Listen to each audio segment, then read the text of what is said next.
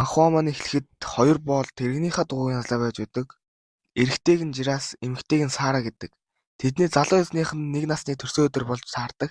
Хэрэв тэд жоохон л хоцрох юм бол асуудалд орохоо мэдж байсан учраас товч замаар явахаар шийддэг. Гэтэ тэр товч зам нь жоохон эвгүүлтэй. Энд тэнд өгсөн хүмүүс. Манай хоёр ч аль болох хурдан гарахыг хичээж байдаг.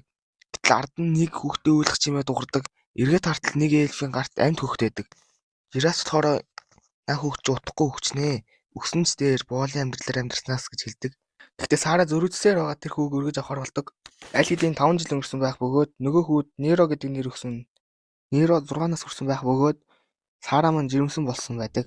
Жираас Нерог дагуулад хулан цövөөгийнхөө хийсэн хонгилд оруулж ирээд Нерогоос боолуудад тойроотой хоёр зүйлийг нэрлэхэд Неро зэвсэг гэдэг.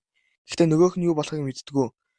Жираас хэлэхдээ боолууд зэвсэг номонд хүрэх оройтой. Учир нь ном зэвсгээс болж дэлхий өөрчлөгдөнө гэж айдаг. Нерод номоор дүүрэн хонгилоо нууцлж чимээгүйх нь өөрийгөө бэлд гэж хэлдэг. Дахиад нэлээн хугацаа өнгөрсөний дараа Жираас гадаа үхсэн байдалтай олддог. Тэгээд Неро хоёр ихэр дүүтэй болсон байдаг. Аав нь юуны учраас болж үхснийг мэдэхгүй ч аавынхаа шарил дээр гашидж байхад нэг нөхөр орж ирснээ олон юм ярьж эхэлдэг. Гэтэл Сара гинт уурлаж чамаас олж чи эмэнд хор хийсэн биз дээ гэж уралдал нөгөө нөхөр амаа мэдээрээ би иргэн хүн шүү. Яаж дорд бол надтай ярьж чадж байна гэсэн чинь Сара мөчөөгөө өглгүй би өшөөгөө авнаа. Би чамайг үүрт харааж байна гэд эд хэрэлдэж байсан чинь нөгөөх нь давраад цохих гэж байдیں۔ Сара бол би Регас гэр бүлийн өмч. Хэрэв тэдний нэг л зүйлд гэмтэл учруулвал тэд зүгээр өнгөрөхгүй шүү гэхэд нь нөхөргүй гэмтсэн боолыг ямар эзэн л зарахгүй байвал гэд яваад өгдөг. Хэд хоногийн дараа нөхөрчөө Сараг худалдаад авчдаг. Нэрээ хоёр дүүтэйгээ гуруулахнаа үлдэхээр болдог. Бас л хэдэн өдрийн дараа олон хүмүүс сүглээсэн газар л очиж хартал ээж нь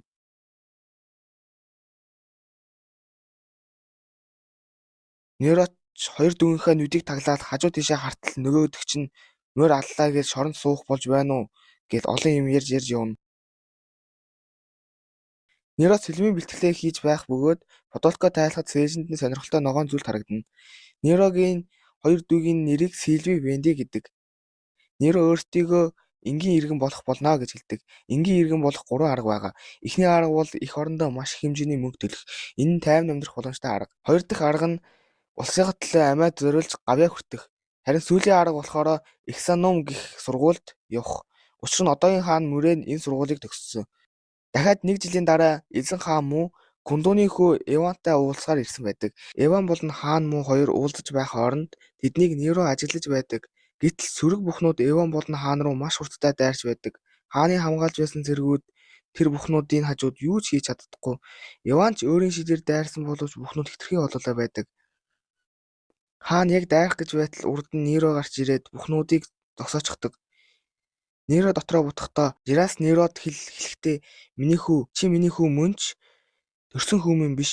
Чиний төрсөн эцэг чинь эльф бас аль хэдийн нас барцсан. Энэ чиний гарт байсан гэд нөгөөх ногоон зүйлтийг өгч байсан байдаг. Неро хагас эльф болохоор амьтдтай сайн харилцаж чаддаг гэж хэлж байсныг сандаг. Хаан муу Нерог хагас эльф гэдгийг тэр доор нь анзаардаг. Гэтэл бусдаасаа том биетэй нэг бүх хаан болон Эван руу дайрдаг. Неро өөрөө зогсож чадахгүй байсан болохоор газар үндэс нь хамгаалагчийн сэлмийг нь аваад бухыг зогсоодог.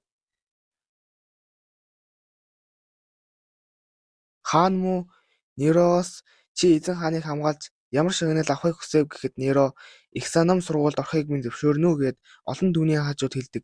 Хаан Неро дээр ойртоод чи хагас эльф биз дээ. Чи энэ амьтдыг над руу дайруулсан биз дээ гэд хүмүүст боол зэвсэг барих хориотой гэхдээ намайг хамгаалсан учраас хүлээн ял өгөхгүй. Түүний Акали уурхаалуу бүх насаараа гим нүглээ ухаарч уурхаад ажил гэдэг. Неро өөр боолуудын хамтаар уурхаараа явж байх бөгөөд одоо очиж байгаа уурхай нь шидэд хөдрийн уурхай болж таардаг. Энэ шидэд хөдөр нь шидэд сэлэм хийхэд ашигладаг маш хэрэгтэй юм болж таардаг. Тэр уурхай нь бас мангасууд ихтэй болж таардаг. Харин Сильви Венди хоёр хоёулахнаа үлдчихсэн гэртээ байж байхад нь шар буржур өстэй нөхөр эзэнтэй нь хамт ороод ирдэг. Шар толгойт ч би хоёуланг нь 600 алтаар авъя. Чи энэ мөнгөөр хүчтэй эрэгтэй боол авч чадна штэ гэхэд Неро дүү нараа бодоод гинэт орилдог. Харин харгалзагч шууд ташуурдаад зөхиөр явах гэж байна штэ. Өксөндөө орилоод байгаа юм бэ гэд ташуурдаж эхэлдэг. Гинэт хажууд нь шидэд хөдрөн донтсон ирвэс гараад ирдэг. Харгалзагчид ирвэс рүү харуулж арай гэж явуулна. Боолууд уурхаад ирэнгүүтээ шууд ажилд ордог. Хамгаалагч нарын ахмад Вардиен дээр Нэг хөгшнөх очоод би үл ойлгослоос болоод энд хүрээд ирлээ. Намайг захиргааны гээ хэлж дуусаагүй байхад нь толгойг нь тасалчихдаг. Ахмад Бардийн хэлэхдээ сонсоцгоо өнгөрсөн чинь ямар ч байсан мартацгаа. Энд байгаа цагт чи зүгээр л малтлагын машин. Энийг хүлээн зөвшөөрч чадахгүй байвал миний гараар эсвэл мангасаар өөрийгөө чөлөөлүүлж болно шүү гэж хэлдэг. Уурхайн ажил эд явагдаж байхад Ахмад Бардион нэг мангастай тулалцаар гарч ирдэг. Тэр мангасыг ялахгүйгээ мэдсэн Ахмад боолуудаас тусламж гуйдаг. Бардион Ахмад яг өөхөх гэж байтал Неро амжиж мангасыг алснаар Ахмадын амийг аварч чаддаг. Харин нөгөө талд Регас эзэн Сильви Венди хоёрыг зарлгүй авч үлдсэн байдаг. Ахмад Нерог хэр сайн сэлэм ашигладаг хараад хамгаалагч болгодог. Ахмад Бардион Самуэль гэх залууг дууддаг. Самуэль болохоор элит харанхуй баатар тэгээд Неротой бэлтгэл хийхээр болдог. Тэр хоёр шууд бэлтгэхдээ ордог. Самуэль Нерод хэлэхдээ олборлолт хийж байх үедээ аль болох булчингаа нэмэгдүүл гэж хэлээд булчинг нь хардаг. Энэ үеэр тэдний нэг гоблин мангас нууцаар хараад байж байдаг. Неро уурхаа руу орж иртэл хідэн үл бүтэх нөхдүүд хурж ирснээ муу жаргацсан бацаана. Бид энд үхтлээ ажиллаж байхад чи хэтэрхий амархан ажил хийж байна. Хамгаалагч хийхэд чинь чамд бясалгатай шөл өгдөг гэж сонссон. Чи өөрийгөө биднээс илүү гэж бодож байна уу гэж хэлснээ яваад өгдөг. Энэ үхсээс болж Неро гуниглаад байж байхад нь нэг өвөө ач мэдтгүй новшнууд тэд чиний ачаар одоо хүртэл амьд байгаа. Энэ бол хүний байгалийн мөн чанар. Хүн төрөлхтөн нь өөрөөсөө илүү хэнийг үзий яддаг. Гэх мэт үхсээр дэрдүүлж байхад нь түгшүүрийн бүрээ үлээдэг. Неро хамгаалагчийнхаа маахаа өмсөд гараад хартал мангар том мангас гаднахыг дүүж байдаг. Ахмад аль хэдийн нэмэлт хүч дуудсан болохоор та нар бүгд өөхөх болно гэж хэлтэл Ахмадын толгойг тасалчихдаг. Самуэль гарч ирээд Нерод чи эд нарыг барахгүй харж бай гэд жижигүүдийн амархан ятсан боловч томд нь ялагддаг. Неро уурхаа руу орж иртэл нөгөөх үл бүтэх нөхдүүд гөлөг болцсон бид нарыг боолоо болгооч гэж гуйнаа гэж гисэн байж байдаг. Том биетэй мангас чинь бидэнд боол хэрэггүй бидэнд махал хэрэгтэй гэд араас нь ороод ирдэг. Неро шууд тулдаж эхэлдэг.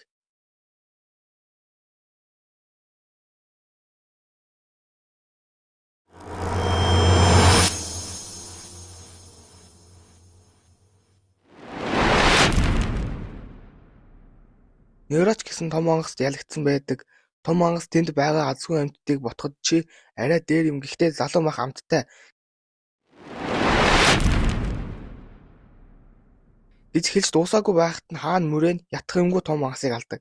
Хаан Нерог эмчилж байхад нөгөөх үл бүтэх нөхдүүд баавартай гарч ирснээ эрхэм дээдсээ тэр зүгээр дутааж байгаад өөрийгөө гэмтээч гисэн. Бид л энэ уурхайг хамгаалсан юм гэхэд хаан энэ уурхайг хамгаалсан хүний сэлэм ийм цэвэрхэн байдаг юм уу гэдэл үл бүтэх гаруудыг шатаадаг.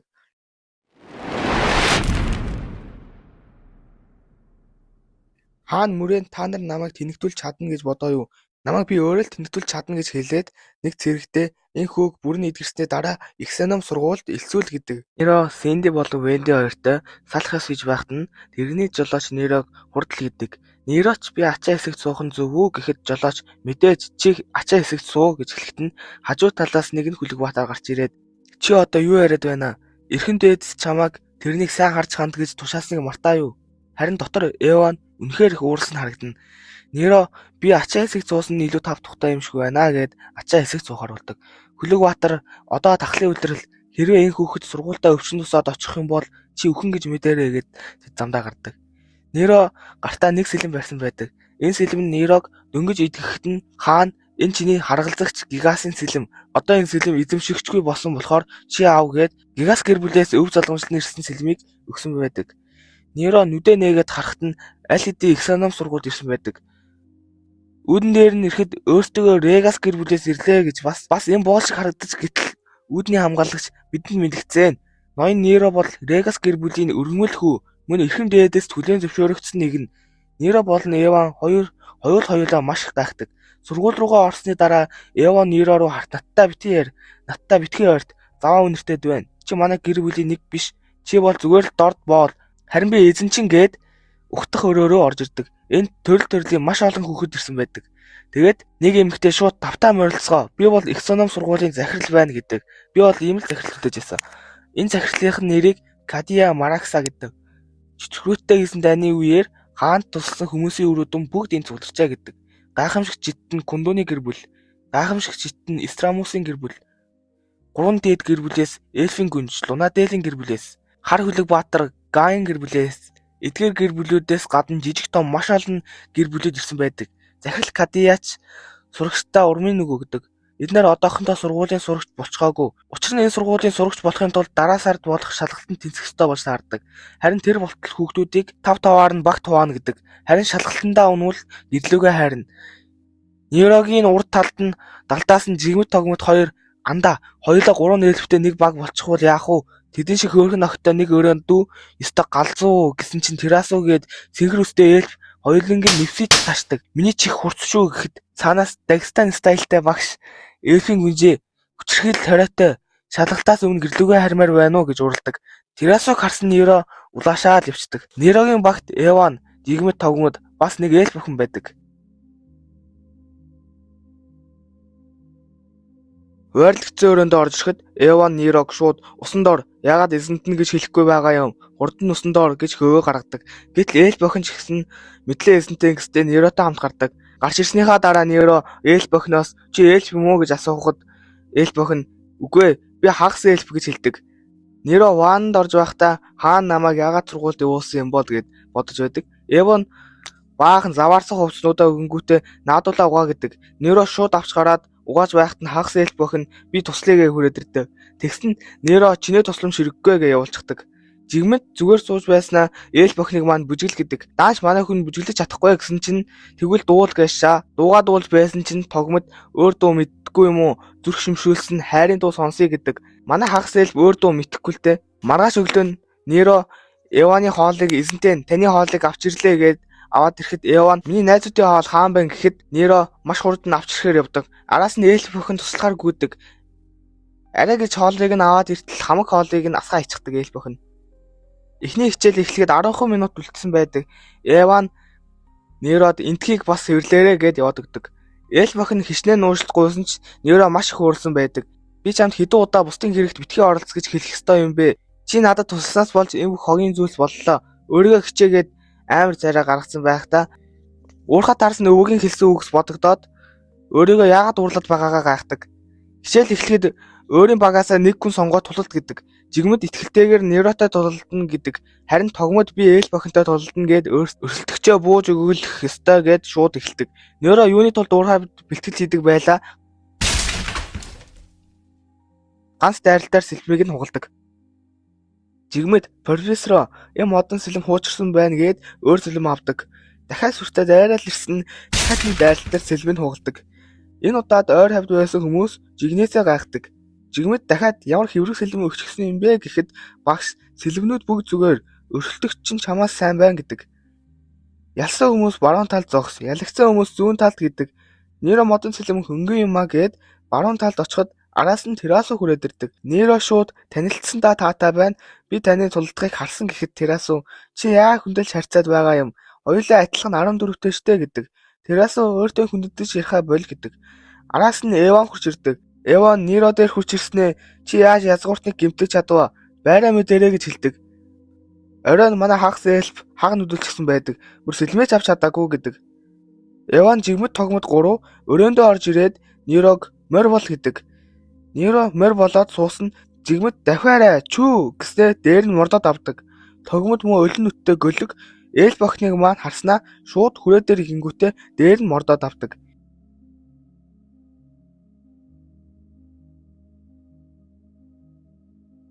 Нерогийн өвдөг шалбарсан ч Неро инээхэд л болно гэдэг. Шүн дунд Неро Эваныг алах гэж байгаад дүү нараа бодоод болохоор шийддэг. Өнөр багш хичээл орж байдаг. Өнөр багш хэлэхдээ эльф язгуурт нь энгийн иргэд хүртэл бүгд манатай байдаг. Шид бол манайг удирдах материалын зүйл бий болгох хүч юм. Манай хэрэглэхийг шидэд тайрн болгосон зүйлийг шившлэг гэдэг. Шившлэгийн хэлийг бурханлаг шидтэн лүгээр зохиосно. Тэгээд түүгээр дамжуулж бид энэ хүчийг ашиглах боломжтой болсон гэдэг. Ерөнхийдөө лугаард байхгүй бол шид мана гэд юуш байхгүй гэсэн үг. Манагаа мэдрэхийн тулд гарын алгандаа ямар нэг зүйл эргэлдэж байна гэж төсөөлөөд сайн төвлөрөөд оюундаа хэлбэржүүлж ямар нэг юм үүсэж байгаа мэт санагдвал төвлөрөөд анакраша гэж орилвол гал гарч ирдэг. Гэхдээ заавал орилох албагүй л дээ. Эван бусдаасаа том гал гаргахад өнөр багш биширмээр юм. Гэхдээ бүгд энэ зэрэгт хүрч чадна гэснээ Эваны чихэн дээр зөвшөөрөгдөөгүй шид 14 настай хүүхэд хэрэглэх хориотой. Хөл бусаар ажилд авсан хувийн багш чинь миний найз гэдэг. Неро өөрийнхөө маанайг харж чадаж байдаг. Тэгээд Анакраша гэхэд дажгүй томыг гаргаж чаддаг. Гэтэл гинэт амар жижигхэн болчихдог. Их санам сургууль сурагчдаа ганц шид заадаг. Тэр шид нь галт сум гэдэг. Гэтэл хүүхдүүд энэ шидийг энгийн иргэн хүртэл мэднэ. Илүү дээр юм заагаач чон шалж чадахгүй шидээр яадаг юм гэхэд өнөөр багш эргэж харснаа галт сумаар юу хийж болохыг харуулдаг. Бүх тансаг шид энгийн шидээс гаралтай. Манайхаа онсон сурагчид гэртээ айж болно. Манайгаа манайхаараа шидэж байна гэж төсөөлөхөд л болно гэд эхэлдэг. Тэгтэл тогмод санаатаа Нерогийн хөлийг онсноо уучлаарай анхаарлаа сулруулчихлаа гэд инээгээд байдаг. Нерогийн ээжийнх нь хийж өгсөн цайны ганц гутлыг шатаасанд Неро ихэд гуниглаж байгаа харагдана. Аль хэдийн бүх хүүхэд явчихсан Неро ганцаараа л үлдсэн байдаг. Арай гэж манайхайг онцгоод хурдхан шиг явах гэж байхад нь өнөөр багш одоо жүжиглэхээ бойл бүх хүчээ үзүүл гэхэд Неро маш том гал гаргадаг. Өнөөр багш яагаад хүчээ нуусан юм гэхэд учир нь би ялагдах ёстой. Бас ялагдах эрхгүй. Хэрвээ Пол язгууртандаа сэргөөцөлдөх юм бол энэ нь үхлээр дуусна. Чи язгууртаас айдаг юм уу гэхэд Неро толгоогоос ихсэрнэ. Тэгвэл чи язгууртныг үзэн яддаг юм уу гэхэд Неро шийдсэн царай гаргадаг. Өнөөр багш энэ нүдийг харж байсан юм байна. Энэ нүд чинийх биш, чиний доторх зүйлийн нүд байна гэдэг. Өөрийн доторх зүйлээ өдөртөж сур гэдэг. Шалгалт болоход 3 хоногийн зай үлдсэн байдаг. Харин сурагчдаас сургуульд байх хугацаанд нь 7 шалгалт авна. Харин 3 хоногийн дараа авах шалгалт нь эхний шалгалт. Бэр тэнхээний шалгалт багаас 2 хүн хасагдана. Тэгээд зөвшөөрөгдсөн нэг шид болон нэг зэвсэг ашиглана гэдэг. Магасуутай тулдаж барайнд хүрэх ёстой. Энд өөхөгч боломжтой гэдэг. Өнөөр багш өгсөн ч бид чамайг маш хурдан нэмслэх болохоор айх хэрэггүй гэдэг. Маргааш өглөөнд болоход Нерогийн гутал өмнөхөөсөө амар болсон байдаг. Яасан бэ гэсэн чинь тогмод өглөө нь гүйтэндээ өмсөд ийм болгосон гэдэг. Хагас эльф охин маань ногоон багшаас очоод шин гутал асуухад бүх 4 төвстэй агуулгын төлгүүртээ багш 1 сар ирэхгүй гэдэг. Аль хэдийн шалгалтын өдрийн өглөө болдог. Неро эльф охиноос чи босохгүй юм уу гэхэд эльф охин би тааруу байна. Чи төрүүлээд явж бай гэдэг. Неро ч хөл үсгэн гараад л явдаг. Бүгд өөр өөр замаар яваад нэг газар уулзна. Тэгээд шууд шалгалт эхэлдэг. Неро магасуудтай тулалдаж байх агуур хагас эльф охин маань шалгалтандаа амжаад хүрээд ирдэг. Неро гутлгүй болохоор тулалдахад хүндрэлтэй байдаг.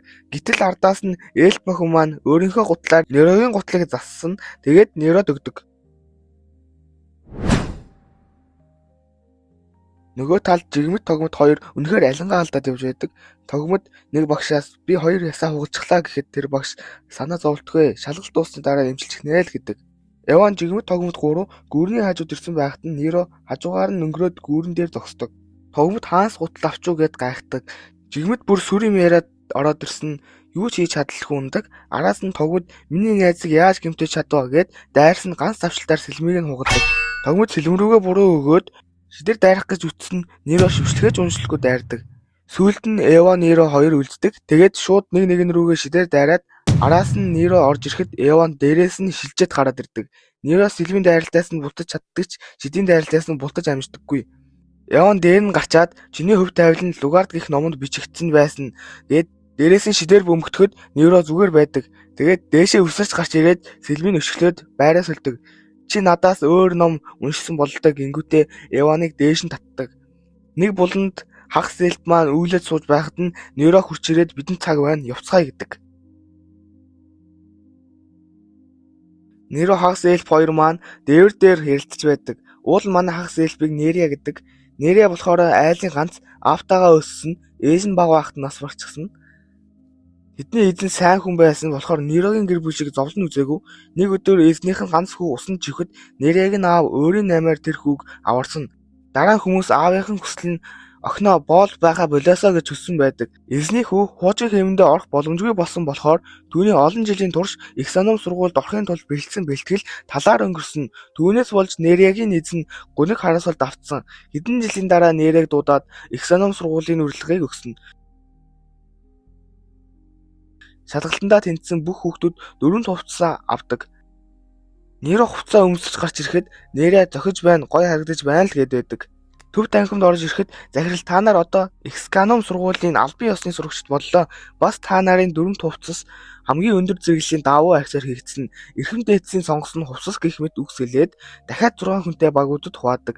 Нэрэ болон Нерэ хоёр өөр багт ордог. Харин Нерогийн багт Тарак, Терасу гэх мэтчлэн хүүхдүүд ордог. Нэг багш та нар октод хүүхдүүдээрээ өөр өрөөнд орно. Хэн багийн ахлагч болмоор байна гэхэд Терасу Тарак хоёр гараа өргөдөг. Тэгээд тэр хоёр хэн нь ахлагч болох вэ гэдэг дээр өрсөлдөхөр болдог. Жулууг хамгийн жижиг болгож чадсан нь ялагч болно гэд Тарак аавынхаа ажигладаг байсан сэлмээ авч ирээд сэлмээрээ ганц л хуваадаг. Харин Терасу хуваасан хоёр хэсгийг бутарт харвдаг. Неро энэ удаад бүр илүү удлаадаг.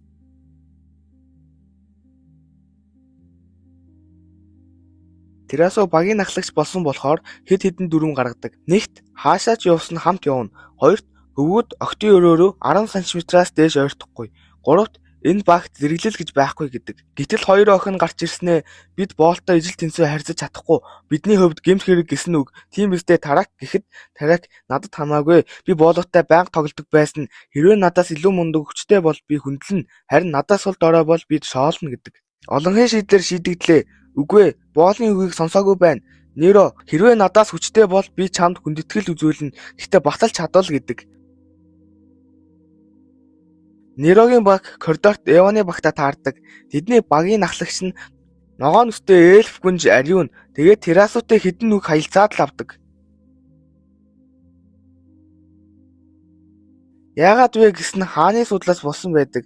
Нойрын 3 гүнжүүдийн нэг нь л хатан болох боломжтой. Терасугийн гэр бүл 7 үеийн турш хатан болж чадаагүй. Энэ янзаараа байвал тэд хааны угсааных байхаа болно гэдэг. Анхны удаагийн хичээл 2 багт хуваагдаад нэг нэгнийхээ хөлийг нийлүүлж уяад тэнд байгаа хад руу явах ёстой. Нерогийн багт орсон эльф залуу эхний алхам дээрээ унцдаг. Таракийн баг төрүүлээд явхад Терасу их уралдаг. Таракийн багийг харахад нөгөө хоёр охин зүгээр тэврүүлцэн явж байдаг. Тэгсэн эльф залуу байн унаад байдаг. Неро царайруу харсан инээсэн л байдаг. Нерогийн толгойныг би ч бас тэгнэ. Неро болон эльф залуу хоёр ээлжлээ л унаад байж ялагддаг. Тэгээд тэд өрөөндөө орж ирээд байж байхад нь Тарак халуун байна шүү гэснээр тамцаа тайлдаг. Терасу шууд өрөөрөн хөөдөг. Тарак өрөөндөө орж ирснээ ахан дүүсээ цаг нь нэрлээ гээд цонхон дээр гарцсан охтыг дөнгөж хартал Терасу түлхэж унгааснаа дахиж ингэл нүдийг чинь ухан шүү гэж зүрдүүлдэг. Харин хөвгүүд юу харснаа ярилцдаг. Дараагийн хичээлээр багаар шидээн дадлага хийн гэдэг. Үүний тулд сүнсний ойроо явна. Энэ жижиг бөмбөгийг Висп гэдэг. Энэ их чухал биднийг замшлна гэдэг. Терасу Виспийг хараад инээж байхад багш байж бай. Чи ингэж болохгүй. Сүнсүүд эльфтэй их нөхөрсөг учраас тэд хоорондоо холбоо тогтоож болдог. Чи тэр хүчээ энэ даалгавар дээр ашиглаж болохгүй. Ямар ч онцгой хүч байх ёсгүй. Та нар үнэн шударгаар ялах ёстой. Энэ Виспээс гадна 4 агуу сүнс энэ ойд байдаг. Энэ дөрөв танихгүй хинч байсан дургүй байдаг. Тэд аураагаа ялгаруулж анхааруулна. Энэ анхааруулга өхүүлэгч аюултай. Багаар ажиллах нь их чухал гэдэг. Тэгэд тэмдэглэсэн газарт очсон нь ялна гээд эхлүүлдэг. Тэгснээ Нерогийн зүйлтийг авчихдаг. Терасу багийнхаа охиноос газрын хамгаалтын тарина гэсэн нөгөөх нь мартцдаг. Газрын сүнс Терасуг цохих гэж байхад нь урдуур нь Неро орж ирээд цохилждаг. Нерог дуудсан ч сэрэгдэхгүй. Газрын сүнс уулан цохихоосоо өмнө болох гэж байсан чинь Неро урд нь ороод ирсэн байдаг. Багш бол санаа зовхгүй байдаг. Учир нь эд нарыг унтаж байхад нь хамгаалтын шившлэг хийсэн байдаг. Тэгтэл Терасу дөрмөө зөрчөөд салхины сүнснээс тусламж аваад Нерог дорн босгоод ирдэг. Харин өнөгөр багш ганц удаа өршөөдөг. Дараа нь Терасу алхаж байгаад цангаж байна гэсэн чинь Неро шууд ус олоод ирдэг. Терасу чи яагаад ингэж байгаа юм гэхэд Неро би боол болохоор чи эхлээд талын уу? Надад санаа зовоод байгаа юм уу? Хортой байвал яах юм? Тэр хооронд улбар шар өстэй охин ямар нэг зүйл харангуйтаа Анакраша гэснээр галц умаар дайрдаг. Урд нь нэг зүйл орилоод гараад ирдэг.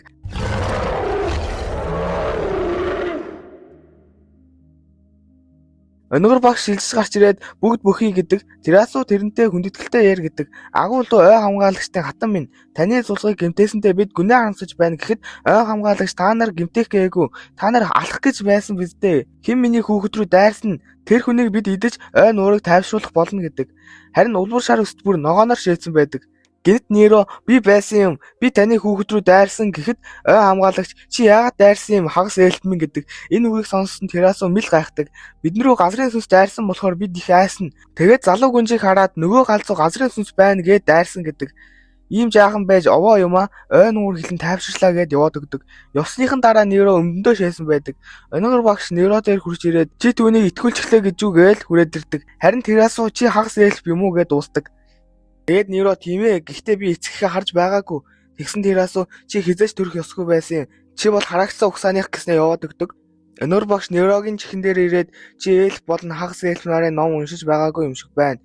Хичээлийн дараа надтай уулзаарай гэдэг. Терасо усны сүнстэй ганцаараа тултаж байгаад цохиулах гэж байхад нь Неро хамгаалтын шид Терасо руу явуулахад шиднээс нь бултаад усны сүнс цохиулчихдаг. Неро санаа зовоод очсон Терасо надад битгий хөр. Бас миний нэрийг битгий хэл. Одооноос хоёулаа танихгүй хүмүүс. Тэгээд хичээл дуустдаг. Тарак Неро Терасо хоёртой мэдлэх гэсэн аль нь ч тоодоггүй. Өнөр багш Нерод зүйлтийг нь өгөөд нэгэн цагт ээлбүүд болон хагас ээлбүүд зэрэгцэн оршиж байсан. Тэр үед ээлбүүд тэд нарыг хүлээн зөвшөөрөхийн тулд бүхий л зүйлийг хийдэг байсан. Гэхдээ ээлбүүд мэдсэн. Хагас ээлбүүдэд ирээдүй гэж байхгүй. Яагаад гэвэл хагас ээлбүүд ээлбийн сайн чанар, хүний муу чанар аль нь байдаг. Асуудал нь эднэр бие биенээ эсэргүүцэх биш харин дэмждэг. Ээлбүүдийн эерэг чанарыг илүү агуулж төрсөн хүн дундаж ээлбүүдээс хор нөлөөгүй байдаг. Жишээ нь Нерия. Гэсэн ч муу тал нь илүү хагас ээлбүүд энгийн хүмүүсээс илүү аимшигтай. Ийм болохоор хагас ээлбүүд харанхуйд амархан эзэмдүүлдэг. Түүхэндээ тэд хизээч өөрсдөө бүрэн удирдах байгаагүй. Ээлбүүдэд тулгардаг асуудал бол хагас ээлб. Учир нь тэд харанхуйгаас цутааж чадахгүй. Неро өөрийнхөө доторх зүйлийг удирдах сурсан уу гэхэд Неро би бүх чадлаараа хичээж байгаа гэдэг. Тэгээд багш наад зүйлтэй нандинаарай. Бас ээлбүүдүүд битгий харуул гэдэг. Маргааш нь хоёр дахь том шалгалтаа өгөхөөр явж байдаг. Ээлб залуу хурдлаач бид хоцорлоо. Тарак бидний тал нь хасагдана гэхээр гунигтай юм а гэдэг. Терасо Тарактай сайхан мэдлснээ Нерог тоолгүй яваад өгдөг. Одоо авах шалгалт нь мэрэгэн ухааны шалгалт. Ээлбүүд өөрсдөө мэрэгэн ухаантай гэдэг. Тиймээс ээлбүүд тэсн ядан хүлээж байгаа байх гэхэд тиймээ л гэж байдаг. Тэгээд дахиад л багт хуваахад Терасо Неро Тарак болдог. Нөгөө багтаа амжилт хүсэж шалгаландаа ордог.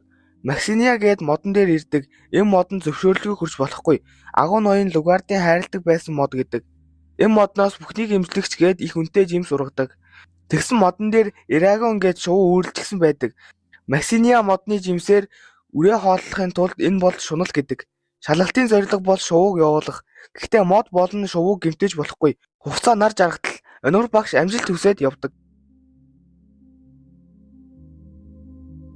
Терасо юуж битгий хийгээрэй гэд яваад өгдөг. Терасо явж байгаад багийнхаа нөгөө хүүхдүүдийг хардаг. Гэтэл цэнхэр өстэй охин шууд харваад нэг жимсийг нь унгадаг. Гэтэл халзан багш маань гарч ирээд муу тэнэгүүд ямар хүнтэй жимс гэж бодож байна. Өнөр багш тэднийг хасагдлаа гэж хэлдэг. Тэднийг хасагдсныг Неро Тарак хоёрч бас хардаг. Тарак тэд хасагдсан юм чи бид ялсан гэсэн үггүй. Гэхэд өнөр багш гарч ирснээ хэлхээ мартчихаж энэ шалгалтанд бүгд унах боломжтой. Тарак Неро хоёр байж байхад Терасо могоо аваад ирдэг. Могоог харсны Эрагон явж таараа гэсэн Эрагон авч ирсэн могоонуудыг нь зулцгаа хоолдог. Терасо дээшээ гараад нэг зулцгийг нь аваад ир гэхэд Тарак гардаг. Даанч Эрагон салхины сүнс чиг хүчтэй болохоор Тарак ундаг. Тэгсэн Тарак Неро хоёр хувцас тайлангуудаа сэтгэл татам шувууг хараад өөр газар руу явж таараа. Эрагон бол тоогчгүй дээрээс нь баадаг. Терасо битгий тоглоод бай. Энэ шалгалтыг тоглоом гэж бодоо юу гэснээ би юу ч онохгүй гээд Неро Тарак хоёрыг тоолгүй шууд дээшээ харвдаг. Тэр нь Эрагоны явуулсан салхинд нэг жимсийг ондог. Нар жаргахын даваан дээр Нерод нэг санаа орж ирдэг. Тэр санаа нь дороос нь баг зэрэг жинхэнэ гал гаргаад Терасо Эрагонд бүх ой шатаж байна гэж харуулах ёстой. Тэгээд Нерогийн төлөвлөгөө амжилттай болж тэд шалгалтандаа тэнцдэг. Эльф залуу үдэж өгсний дараа усанд орчоод ирсэн Терасо өрөөндөө орохдоо ороод ир Неро гэдэг. Манай хоёр бол мангарын бодно штт мэдээж. Орж ирснийхэн дараа нэг цай өгдөг. Тэр цайг 200 алт гэдгийг сонссон Неро шууд хахаад би жилд нэг алт болдог. 7 гэж байсан Терасо болиулдаг. Терасо баг багтаа их уйланхаа хүүхэд байсан гэдэг. Учир нь гэр бүлийнх нь их хатуу өсгсөн бас халамж тавьдаг байгаагүй гэдэг. Гэхдээ хагас дээл аавгаах Аномэн нь Терасуутай их сайхан харьцдаг байсан. Нэг өдөр аавгаах нь гэрийнхээ үйлчлэгч Адель дурлцсан. Тэрийг нь гэр бүлийнх нь хүмүүс зөвшөөрөөгүй болохоор бүгдийг нь алсан байдаг. Терасуу болохоор өөрөөсөө болсон би зогсоох байсан юм гэд өөртөө харамсдаг.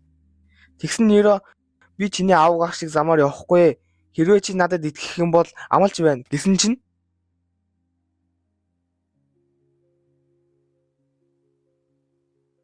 Терасуу номын санд очиж хичээлээ хийлээ гэж гараад явдаг. Неро бол тарайхт их уралдаг. Хоёр дахь шалгалтыг санслыг ботход олон хүүхэд авсан байдаг. Тэгээд дахиад багт хуваадаг. Шаркс Дэйлф гүнж Терасуу Эва нар нэгт багт орсон байдаг. Бас Тарак болон Нерия хоёр нэг багт орсон байдаг. Тэгээд Нерогийн багийнх нь өрөөндөө орж ирэхэд өрөө нь их даваарсан байдаг. Гэтэл багийнхан хүмүүс Нерог боол гээд чи цэвэрлчих байлгүй дээ. Бас яагаад хүндэлж харьцахгүй байгаа юм. Чиний хэрэг бидэнд байх уу? Бас чи ахлагч бол гэснээр гараад явдаг. Нөгөө талд Нерийг бас багийнхан хүүхдүүд хагас ээл боол гэдгээр нь дээрлэх гэж байхад Тарак би ганц л хэлнэ. Энэ багт гадуурхал гэж байхгүй. Юу гэсэн үг юм? Чиний аав Гайн байлаа гэд чи ингэж болохгүй. Миний дөрөв таалагдахгүй байвал намайг ялаа дөрмөө зохио. За тэгээ да. Харин Терасуу бас багийнхаа ахлагч болдог. Эва нь хамаагүй гэдэг. Оройн Эва хувцас тайлснаа би дахиж ялагдахгүй гэд биеийг нь хар галаар бүрхэгдсэн байхад нь араас нь Терасуу чи юу хийж байна гэд гараад ирдэг. Эва нь цусныхаа хязгаарыг шалгаж байна гэдэг. Чи энийгээ үргэлжлүүлээд байх юм бол өхөн. Гэр бүлийнхээ нэр төрийг шившиг болгож байснаас үгсэн дээр чиний аав цусныхаа авьяасаар нэр төртэй болоогүй. Маргааш нь Нерогийн багаас Нерогоос өөр хэн ч ирээгүй байдаг. Орой болоход ч бас Нерогоос бусд нь хөзөр тоглоод Нерогоор шал угаалгуулж байдаг. Тэгээд сурагчид Скебас гээд газар ирээд Сэлмэн хуц гих амтныг хамгийн их алж чадсан баг шагналтай энэ их хэцүү шүү гээд эхэлдэг.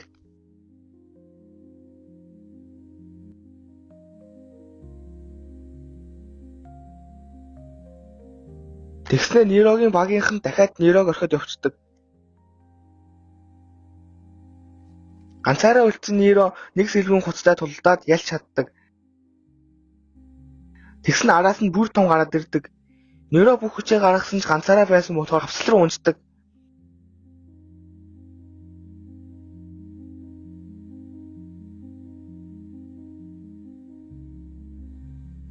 Унсныхаа дараа би ийм газар өхөн гэж юу гэд хэвтэж байтал дээрэс нь Неро гэж орилсоор буух гэж байгаад хөл алдаад хажууд нь унцдаг.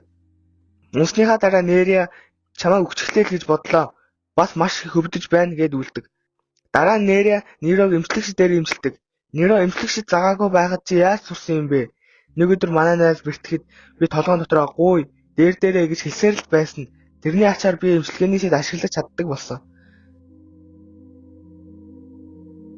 Харин Неро манайгаа хурдан нэмхийн тулд бясалгал хийдэг. Нэрээс бас хамт бясалгал хийдэг. Тэгээд бараг нар жаргах гэж байдаг.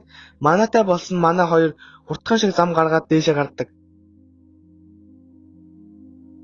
Дүн гарах болсон болохоор хамгийн их сэлбэн хус ангасан багаар 5 хус ангасан Терасуугийн баг болох гэж байхад Нерогийн ангасан 2 хусыг авч ирдэг. Харин Нерог орхиод явсан багийнхан нь ичхгүй бид яллаа гэж баярлдаг.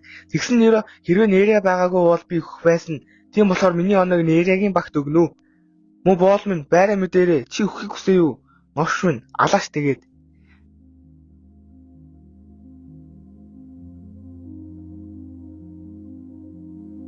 Эсэн сарын дараа 3 дахь шалгалт болох тэсвэрийн шалгалтыг авахар болдог. Шалгалт 2 сарын турш нэг ханан дотор амьд үлдэх. Шалгалтынхаа газар руу орж ирэхэд голд нь нэг зэрлэг гахаатай харин хоол нь 2 сар хүрэхээргүй баг. 2-7 хоногийн дараа нэг хүүхэд зэрлэг гахааг агнаад маргааш нь гахааг харахад муутсан байдаг. Гэхдээ өсснийхөө эрх нь муутсан мах иддэг. Ногоон өстэй залууч гисэн гахаа хоолоос идэх гэж байгаад хасагддаг. Неро гахааг харж байгаад нэг мөөг идэхийг хардаг. Яг тийм. Гахаа аль нь хортоог аль нь хоргууг мэднэ. Аливгээд очсон. Гахаа бол шууд дайрна. Өнөөр багш болон ногоон багш хоёр хүүхдүүдийг харахад манайхэд арга цагаал байж байдаг.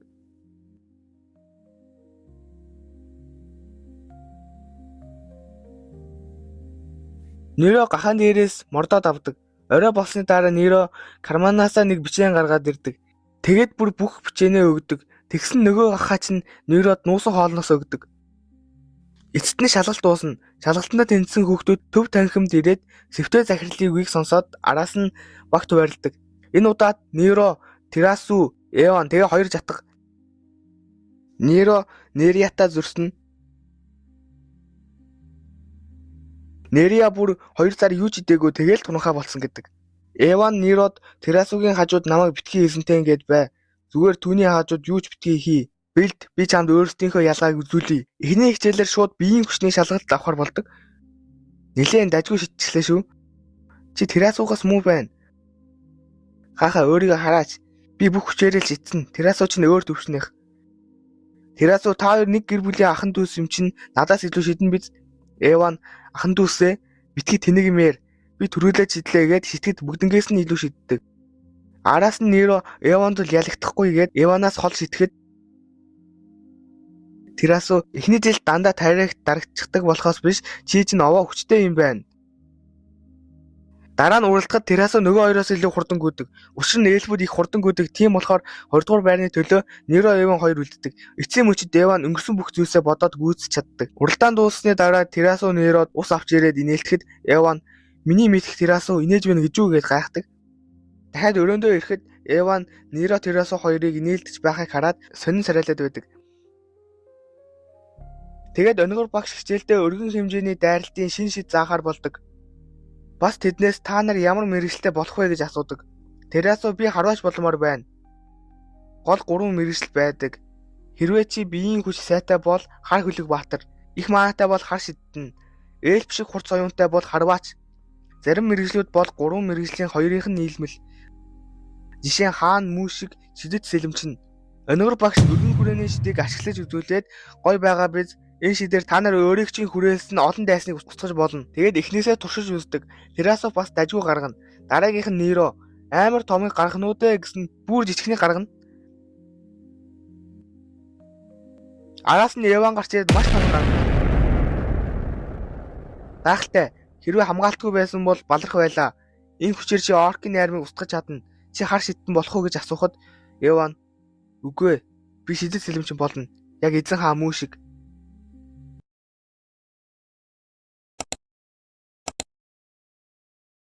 Өнөөр багш Нерогоос ямар мэргэжилтэй болохыг хүсэж байгаа юм гэхэд Неро арай шидээгүй байгааг хэлчихдэг. Оройн ганцаараа бэлтгэл хийсэн ч нэг л болж өгдөггүй. 4 сарын дараа манай хэд Амару гээд уурхаа дээр ирнэ. Энэ уурхайн хөдөр өндөр зэрэглэлийн шидэт зэвсэг хийхэд ашигладаг. Энэ уурхааг мангасуудаас хамгаалахын тулд маш олон жил цус урсгасан тулааныг хийсэн. Тэгсэн өнөөдөр амралтын өдөр нь болохоор хамгаалагч нар нь байхгүй гэдэг. Уурхайн орт маш нууц газар байгаа. Төрүүлж олсон нэг хүүхдэд л онцгой бэлэг өгнө гээд шалгалт эхэлнэ. Терасу явж байгаад баахан чулуу мангасуудыг олж хартал тэднийг өөр гөрүүл шиг мангасууд гарч ирснээр дайраад байдаг. Неро чулуу мангасуудыг алаад явж байтал урт талд нь байсан өвснөөс нэг цэрэг гарч ирснээр нүдэн дээр нь гөрүүлэн мангас бариулчихдаг. Харин Эван арай том гөрүүлэн мангастай баах мангасыг харж байдаг. Том мангас мөрөөний новшнууд үргэлж тэнэг чигээрээ байх юм. 4 хоногийн дараа шинэ хамгаалагч ирнэ. Тэр болтол чатгаараа шидэт хөдөр олборлоо шүү. Эван энэ шалгалтын нэг хэсэг биш юм байна гэд бодож байтал гэнэт хаан ихтэй Терасугийн орилго чимээ сонсогддог. Тэг хооронд халзан багш зүгээр л унтж байдаг. Терасугийн орилго чимээг Нероч бас сонсдог. Харин Терасу баахан мангасуудын дунд орцсон сум маана гэд бүгд дуусаад баларх гэж байхад Неро хурж ирээд өргөн хэмжээний шид ашиглахад мэдээж юу ч хийж чадахгүй. Дахиад баларх гэж байхад нь Эван ирээд бүгдийг нь алж эхэлнэ.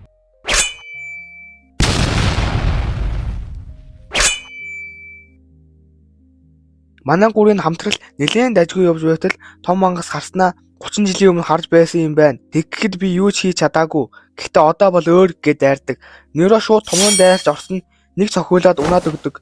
Эван бас араас нь дайраад орсон ялгаагүй л нэг цохилтонд ундаг.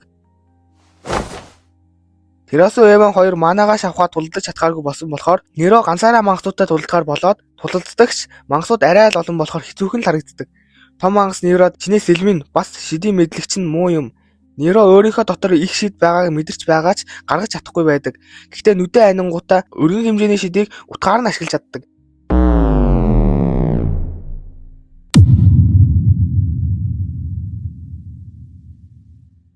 Тэгээд шидэт сэлэмчин гэж хэлээд ухаан алдаад өгдөг. Харин том мангасаас бусад бүх жижигүүд нь өгсөн болохоор Нерог алах гээд дайрсан урд нь өнөр багш гарч ирээд том мангасыг алдаг. Том мангас өгөхийнхээ өмнө би бол өчүүхэн хэсэг нь жинхэнэ босс хүлээж байгаа. Битгий санаа зов. Бидэнд ч бас нэг байгаа гэсэн. Нөгөө талд сэвтэ захирал бүгдийг нь түвэж байдаг. Араас нь бусад багш нар ч бас ирээд туслана. Манай хэд эсэм минь ногоон багштай хамт тэрэгэн дээр санаа амар явж байхад Нерогийн элбэд битгий харуул гэсэн зүйлтийг нь тэрасоо хараад нэг л сонин царайлаа явчихдаг. Сэвтэ захирал манай гурыг дуудаад бүхэл мангасуудын айрамтай тулалдсан. Зоригт гурван дайчин үлгэр дуурайл болсон. Лунатас гэр бүлийн Терасу хүү үнэхээр хөөрхөн юм аа. Лорд Гүндүний хүү Регас гэр бүлийн Эван. Сүүлийнх нь гиснээ Нерогийн нэрийг мэддэггүй. Тэгээд асуусныхаа дараа Неро гэхэд хүүхдүүд Нерог дэмжиж эхэлдэг. Халзан багш та гурав сайн байлаа. Тус бүр 10 оноо өгье. Ирээдүйд хэрэг болно. Тэр хүртэл тэсээрээ. Бас нэгэнд нь л өгөх ёстой байсан артефактыг гурвууланд нь нэг өгдөг. Неро Эван тэр үед тусалсанд баярлаа гэж хэлсэн. Би чамд тусалсан гэж юу? Би зүгээр л хүчнийхээ хязгаарыг шалгасан юм. Гэж салаад явхад захирал чамайг хайж байна гэд Эван дээр нэг багш хүрээд ирдэг. Тэрийг нь Терасу сонсчдөг. Захирал Эванд шалгалт авах газрын мэдээлэл, хариултын хуудас өгдөг. Гүндүний зохих өрөөдөн гэдгээ баталж бидний итгэл найдварыг битгий өсөрдүүлээрээ. Дараа жил чамайг жинхэнэ эр хүн болгоно гэж байх шиг. Тэгээд ном тараадаг. Тэр ном нь 4 дахь шалгалт оюун ухааны шалгалт. Энэ номноос орж ирнэ гэдэг. Нерогийн хувьд амархан шалгалт гэж боддог. Учир нь Неро баг байгаасаа түүхийн ном уншиж өссөн шүү дээ. Неро шалгалтаа бэлдэж байхдаа өөрийнх нь баг байхдаа уншдаг байсан номнуудаас өөр байгааг анзаардаг. Бүх хүүхдүүд тал талд хичээлдээ шаргуу бэлддэг. Шалгалтын хариу аль хэдийн гарах болсон мөн 70 онооноос доош авбал үнэн. 2 хүүхд шалгалтандаа унсан. Эхнийх нь 69 оноогоор Ральф, хоёр дахь нь 14 оноогоор Неро гэж авдээ. Неро шалгалтандаа унсан болохоор буцаж боол болно гэсэн үг. 50 ч гэрлэн хариулчихгүй тэргэнд байсан гарууд зодож модоод хол замын эцэст гэртээ эргэж ирлээ. Дөнгөж дүү нартайгаа уулзаад байж байтал эзэн чинь дуудаж байна гэд эзэн дээрээ очтол яаж гэр бүлийн үнэт залгамжлагч Эвантай албан бусаар харилцаж чадваа. Чи барнууттай амьдарсаар байгаад өөрийгөө бар болсон гэж бодоо юу? Неро хичнээн уушлт гуйсан би дүү нарыг чинь зарна. Чи санаж байгаа. Ээжийг чинь алсан. Харвэ гэд нөхөр. Эцэг эх чинь сайн ажилдаг. Бас би хүндэлдэг байсан болохоор би дүү нарыг чинь зардаггүй байсан юм. Харин одоо зарж байгаад баярлал гин. Неро ээжийг нь алсан алуурчны гэрийнх нь үдэнд ирээд тэднийг хоёулыг нь авч мөнгө өргөх шаардлага байхгүй. Оронд нь намайг ав. Би бүхнийг хийн гэхэд тэгвэл миний хэсэг үнийг алах юм уу? Таны хүсэх хэнийгч би аална. Амлж байна гэд гуйсаар байгаад дүү нарийнхаа оронд зарагдахаар болдог.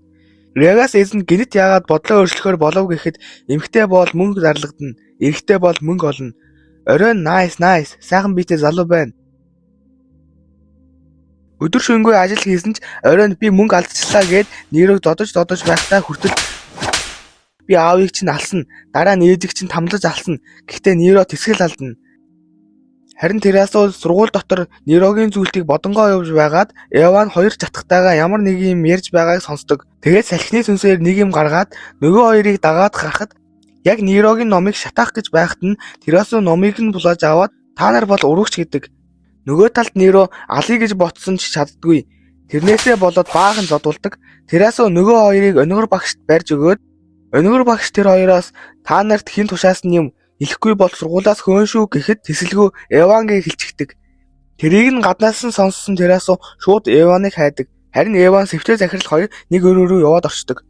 Захирал тэгхээр чи 4 дахь жилийнх болсон болохоор одоо хасагдахгүй. Бас чи миний хэлсэн болгоныг хийсэн болохоор чамд шагнал өгнө гэд дээр нь гарч мараад яг нэг юм хийх гэж байсан Эва надад хайртай хүн байгаа гэдэг. Хин тамаатай юм.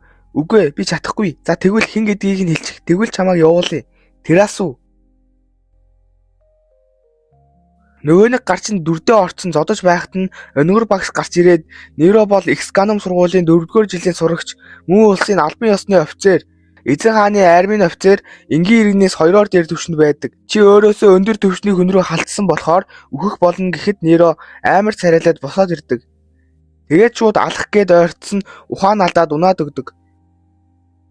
Хоол идэж аваад одоо алах нүдэ гэсэн нөгөөх нь гуй. Дахиад нэг боломж өгөөч гэхэд Неро Терасугийн авгах өнөр багшийн доторх зүйлийг өдөрдөж сураарай гэсэн үгсийг санаад орхидог. Гэхдээ манай багш зүгээр өнгөрөнө гэж байхгүй л дээ. Та нар бол агуу гэгээнт нь Лугардыг сонгосон хүмүүс юм. Сонгогдсон 16 гэсэн 15 хүн байдаг. Яагаад гэсэн чинь саяны явдлаас болоод манай нэг жатаг хасагдсан. Оронд нь боол хүү орж ирнэ гээд Нейро орж ирдэг. Манай хэд офицер болсон болохоор шин дөрөнд хувцас өмсдөг. Тарайк Нейра дээр ирээд чи өстой хөөргөн харагдаж байна гэсэн Нейроо хараад байдаг. Тэгсэн Нейро Нейра дээр ирээд би ямархуу харагдаж байна гэсэн цаанаас террасуу гарч ирснээ хэлэх юм байна гээд Нейрог ав явдаг. Энд бол Нейра тогтоогүй Тарайкийн царай, Нейро тогтоогүй Нейрагийн царай. Террасуу чамд эртхэн хэлэх ёстой байж чи Нориагийн агуу 3 гэр бүлийн нэг болох Хилагийн хагас эль чи хатан Лунаделийн хүү итгэлтэй биш байгаач бараг л мөн байх. Ноён Күндүн хатан Лунадел 2 хүүхэдтэй байсан. Тэгээд хатан Синтэгээ хамгаалахын тулд тэр хүүхдийг нууж байсан ч сүүлд нь хаягдсан. Түүнээс хойш хатан өвчнөөс болж шаналж аажмаар өгч байгаа. Гэхдээ түүнд хүүхдээ санаагүй өдөр гэж байхгүй. Тэгэхээр Эван болон Нейро хоёр эцэг нэгтэй ахын дүүс гэсэн үг. Тэгээд өрөөндөө ордог. Энэ удаад бүгд хүчтэй шидээр хамгаалагдсан тустай өрөөнд орохоор болсон. Харин Эван террасууд бид хөршүүд юм байна гэсэн террасуу Нориагийн хатанд нэр дэвшигчийн нэрийг наад бохир хамаараа битгий хэлээд бай. Чи нөгөө жатгатайгаа хамт хасагдах ёстой байсан юм. Энд чи байх ёсгүй. Би чамаа хэн болохыг мэдэхгүй байна гэд яваад өгдөг. Нейро халуун усанд ороод байж байхад нь Эван баяр хүргэе. Чи боол байхаа боллоо. Чи яах гэж миний дүү нарыг зарах гэсэн юм. Юу? Ээжийг минь хамалж авсан новшид дүү нарыг минь зар гэж чи тэдэнд хэлсэн биз дээ.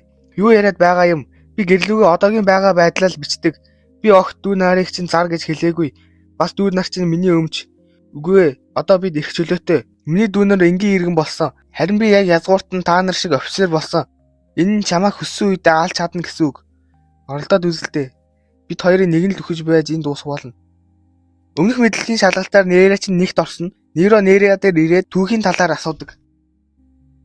Мөн эзэнт гүр нь анх 3 өөр ус байсан. Хөлөг баатруудын нутаг Лоренки, Ситний нутаг Арика, Эльфүүдийн нутаг Нория. Гэтэл 841 онд Нориагийн үзмөрчид Чөтгөрийн хаан нэр Жовн гэж зөгнсөн. Тэгээд 3 эзэнт гүрэн Чөтгөрийн хаан Сигнум дахин сэргэлтээс айн Эксканум гэх сургуулийг 3 улсын нэгдэл болгоно бий болгосон. Гэтэл дараагийн 6 жил юу ч болоогүй. Тэгээд хүмүүс энэ зөгнөлд эргэлзэж эхэлмэгс Сигнумын хүч дэлхийн өнцөг бүрт тархсан. Тэгээд одоогийн эзэн хаан Мүрэн, Таракийн наав дийлдэшгүй хөлөг баатар Гайн, Арукагийн гос шидтэн Итрамус, Күндүн, Нориагийн агуу 3 гэр бүлийн Лунадел, Дайн удаан бас их хэрцгий байсан.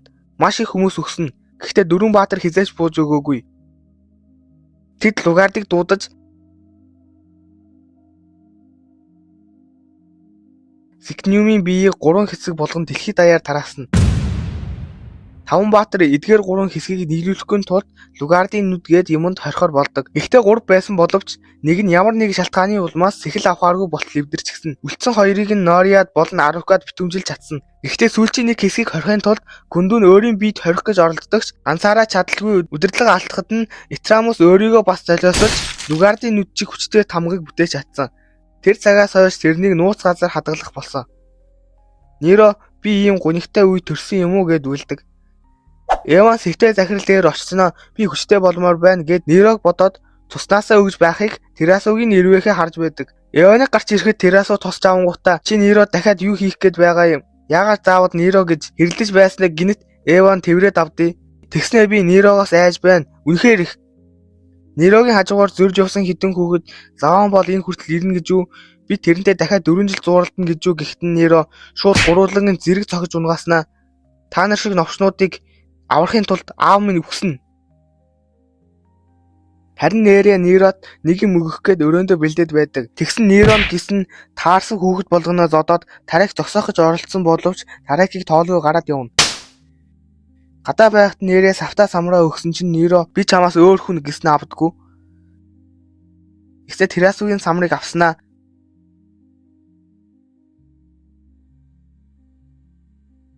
Тэрийг нь харсан Эван үхэх гэж байгаа юм чинь. Самрыг нь аваагүй болохоор Нейрээ асгартлаа үлдэг. Маргааш нь 4 дахь жилийн бүх сурагчид халзан багшийн эсрэг модон сэлмээр тулалдахаар болно. Гэхдээ шид ашиглаж болохгүй.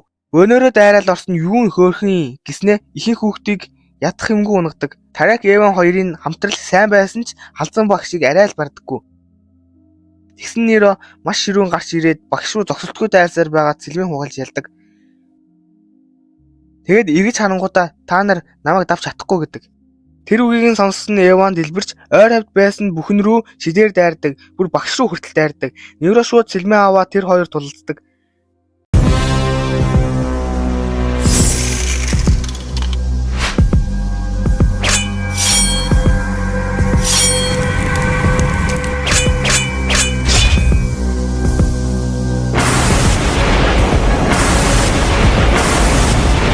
Хичээл захирал маань яаж хичээл дундуур тулалдаж чадваа гэд хоёулангийн цахилгаанаар нэргээд ухаан алдуулна.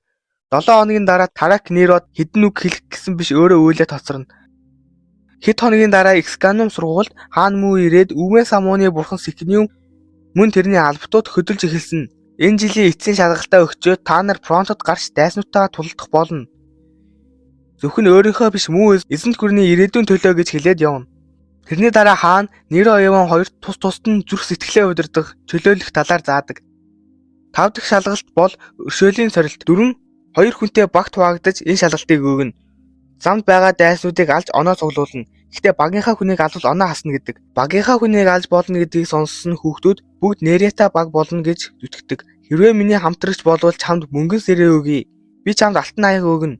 Тэгвэл би чамд эдлэн газар өгнө. Нерягийн толгой жинхэнэ эргэцэн байж байхад нь чихэн дээр нь Терасогийн жижиг салхины сүнс ирснээ. Би чамайг гимтэхгүй болохоор надтай баг бол гэдэг. Нөгөө талд Тарактай хинч баг болохгүй байхад Эван Неро хоёр шууд нэг баг болдог. Тарак нэг хүүхэдтэй баг болцсон энэ бол өршөөлийн шалгалт гээд ярилцаад явж байхад нь урд нь туулаа гарч ирснээ хулган бариад идчихдэг. Терасо шууд харуулж алангуудаа бид хэнийг өршөөхийг ялгаж чадвал энэ шалгалтыг давах болно гэдэг. Эван Неро хоёрын хувьд шалгалт огтхон хамаагүй. Шууд хоорондоо тулалдаад эхэлдэг. Харин Терасо Нерятай хамт явж байснаа чи яагаад Нерод сайн юм бэ гэд шууд хэлэхэд худлаа мэдэн бүдэлж байснаа би бууж өгсөн. Неро өөр хүн сайн. Хин би юу? Тийм ээ. Тийм байсан. Бид хоёр нэг нэгнээсээ сэтгэлээ татгаар болсон. Тэгсэн чинь бараг баярлсандаа үйлээд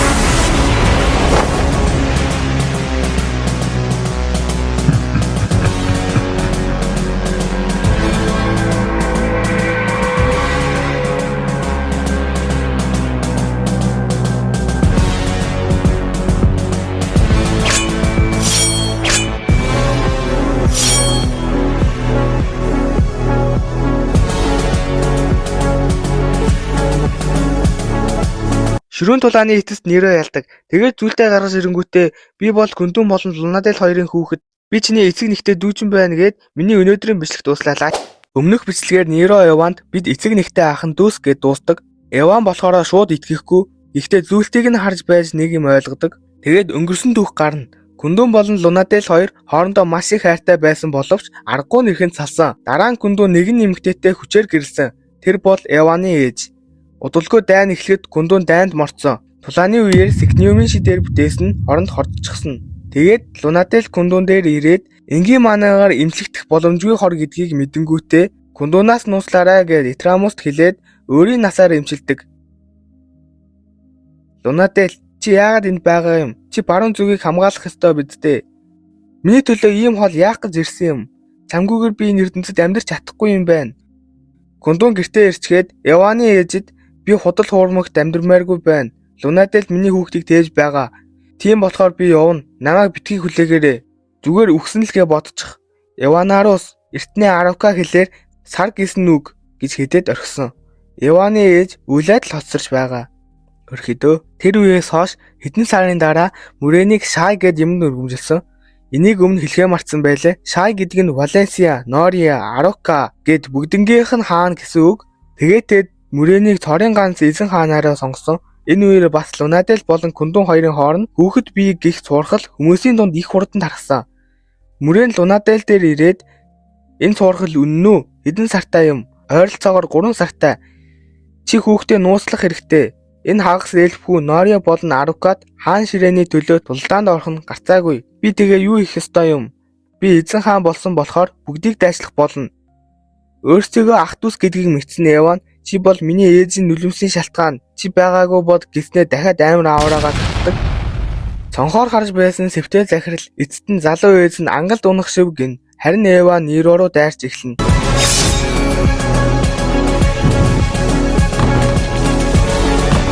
Тарак болон тэрний багийн залуу хоёр таарсан бүх мангас төрхтэй амьтдыг алсан. Ихэнх нь түрэмгийн ааштай энэ хоёр руу уулан дайраагүй. Ниро Эван хоёрын хувьд би хамгийн сайнаар амьдрахыг хичээсэн. Зүгээр намайг ал ах минь. Намайг битгий тэгж дуудаад бай. Гэхдээ эцэст нь Эван Нирог алж чаддгүй. Тэгсэн сэвтэй захирал яг мөрөөний хэлснээр боллоо шүү гэдээ. За энэ хоёр нэг л холбоотой болоо явцсан ш. Хаан Мүү Гадиа захиралд бүх зүйл чиний хүснээр болохгүй. Тэр жаалд Күндүүний цус байгаа. Тэрэнд Баатрын цус байгаа гэж хэлж байсан. Нар жаргахын өмнөх нь шалгалтын оныг зарлахаар болно. Тарак Мая тэг оноо, Терасу 4 оноо, Ниро Эван 5 оноо, Нерия 7 оноогоор эхний байранд учир нь тэр юу ч алаагүй. Үгээр шай болохоор Нерия тэргүүлж байна гин. Шай гэдгийг тэгээд буруугаар ойлгоод байв. Маргааш өглөө сэвтэй захирал хут үгнүүдээ хэлж байдаг. Та нарын захирал миний бие сурагч та нартаа үргэлж санаа зовдөг. Шаардлага гарвал та нарын төлөө тулдах болно. Энэ шалгалтаар их зүйл сурсан байх гэж найдаж байна. Эзэн Мүүгээ сонссон байх та нарыг дараа 7 хоног тулаан руу илгээх болно. Гэхдээ тэрнээс өмнө та нарын сүүлчийн сурагчийн өдрүүдийг хөгжилтэй байлгахын тулд зугаалга болон сэнгүүн бэлтсэн. Бид нөгөөдөр явна. Сэнгүүн зугаалга 2 Арукад болно. Аантийн дараагийн 5 хоног хамт байх бүжгийн хамтрагчаа олоорой. Оройн хоолны үеэр Эван Нирогийн хажууд сууснаа чамайг Терасутэй дотн байхаа болсон гэж сонслоо. Тийм ээ. Тэгвэл би Терасуг хамтрагчаа болооч гэвэл зүгээр биз дээ те? Зүгээр биз дээ те?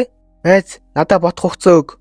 Тэгснэ Эван шууд босонгуудаа Терасу дээр очиод миний хамтрагч болооч гэд асуучдаг. Мэдээж Терасу зөвшөөрнө. Гинэт Тарак болж ирснэ. Би хожигдохгүй шүү гэд Неря дээр очиод чи миний бүжгийн хамтрагч болох уу гэд асууна. Неряч бас зөвшөөрнө. Тэр хоёроос урам авсан бусад хөвгүүд охтуудыг гууж эхэлнэ. Маргааш нь дээд зэрэглэлийн язгууртнуудад зориулсан тэрэгнүүдээр явна. Мөн 3 өдрийн турш явж 3 өөр газар буудаллан сүүлийн газар руу очсныхаа дараа Арукагийн нийслэл рүү завиараа явах болно. Бусад хүүхдүүд өөртөө сонгосон хамтрагчтайгаа явж байхад манай Ниро яаж ийм хүртэл шалгалтнуудаа тэнцэж байсан гэмээр залуутай хамт нэг тэргэнд явна. Нерия Тарак хоёр ихээхэн хөгжилтэй харагдана. Терасу Эван хоёрс бас дажгүй явж байхад Терасу чи захиралтай юу хийж байсан юм бэ? Бас тэр сонин шид гээд хэлчихдэг. Бас л эвгүй шулуухан гарал да. Аав минь маш хүчтэй байсан гэдгийг би олон удаа сонссон. Агуу баатруудын нэгнийх нь өрөөдөн болохоор тэдэнтэй бага наснаасаа харьцуулагдаж ирсэн. Катя захирал надад алдагдсан хүчийг минь заана гэсэн. Хаан Мүрэнж гэсэн надад ижилхэн зүйл хэлсэн. Гэхдээ тэрний цохиролцоо арай дээр байсан. Чи тэгээд оронд нь юу өгсөн юм? Өөрийн цуснаасаа. Гэхдээ тэр надад Сэхнүмийн хүчнээс өгсөн. Миний зорилго аавыгаа Сэхнүмээс аврах. Гэтэл би яаж энэ хүчээр аавыгаа аврах юм? Аль хэдийн миний тал хүч манай Сэхнүмийн нэг хэсэг болсон. Тэр надад энэ хүчнээс жоохон хэсгийг ашигла. Бас тэнцвэртэй байдлын талаар нэг юм яриад байсан. Яг л дайснууд ба дайн, ан ба анчид. Тэгээд эхний зогсоол Фолек хотгонд ирнэ. Тэр үеэр хамтрагчаа сонгож чадаагүй Нирод нэг л сонир мэдрэмж төрөөд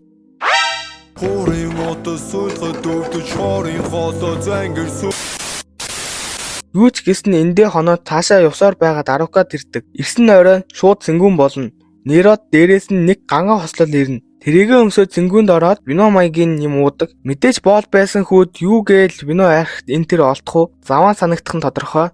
Тэгсэн хэд хэдэн зөвлөлийн гишүүд ирснээ чи анх удаа архиуж байгаа байх нэ. Тийм ээ. Офицер таны хийсэн зүйлсийг би сонссон.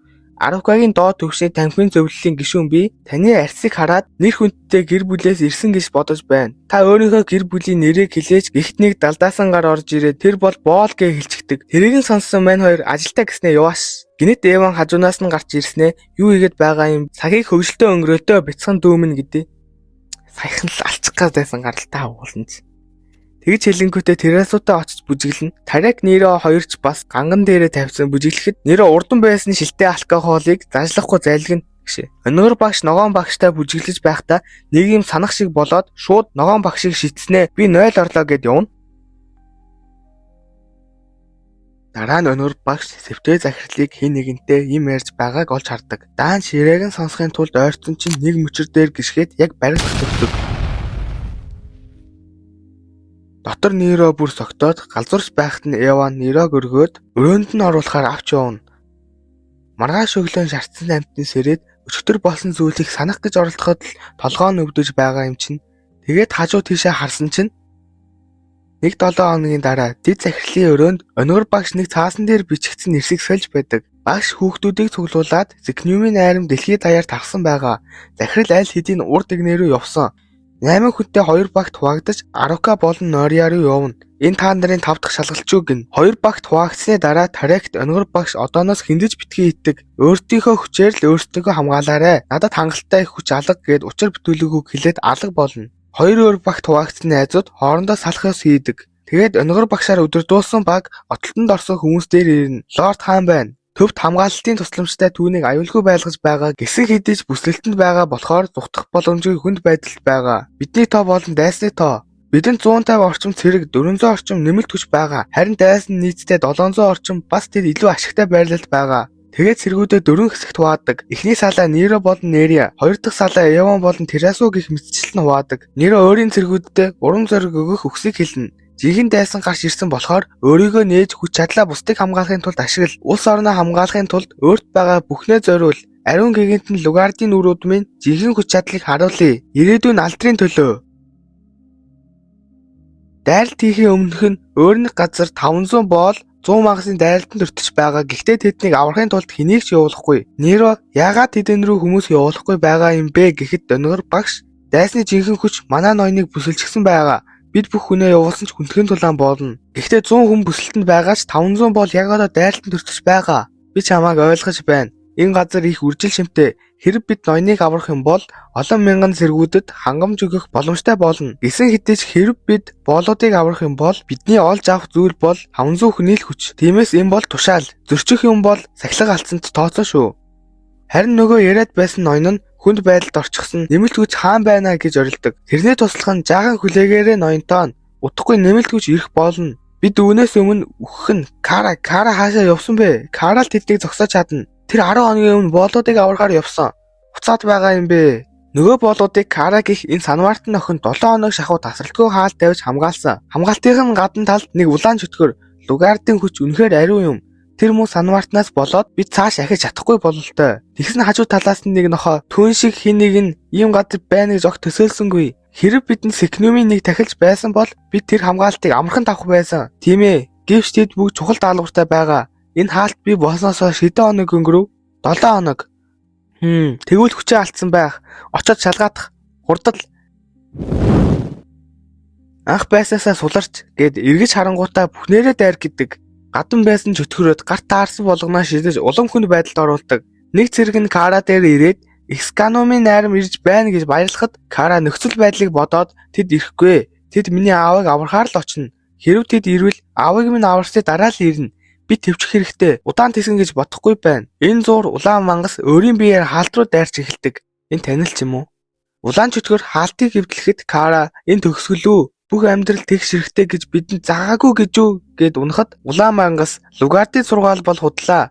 Залуу Санвартын чи удахгүй өөхөх болохоор жинхэнэ сургаалыг бодож үзэх хэрэгтэй гэхэд мангасуудын нараас ямар нэгэн зүйл дайрдаг. Мэдээж тэр бол Неро бас Нерия болон бусад цэргүүд. Нерия Неро хоёрын чадварыг харсан цэргүүд нь улмал огшоо дайрна. Харин өнөр багш Неро өөрийн салааг аваад боолуудыг аврахаар явсныг энэ тушаал зөрчилт чинь чиний өнөө хүртэл барьсан бүх зүйлийг алдахад хүргэнэ гэж боддог. Каракс ирэхэд Неро улаан мангастай тулалдаж байдаг. Чи хингээс новшно вэ? Лугардын арслан. Чи бол зүгээр намхан новш.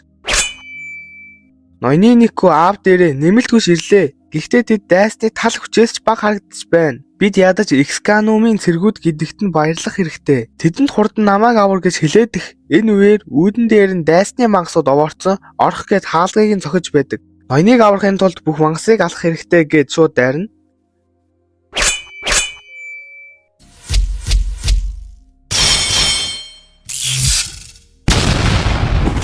Бас ноёны өргөөрөө чи ямар бат бөх хан босгоо вэ гэд бусдаасаа өөр эвгүй царайтай мангас орж ирнэ.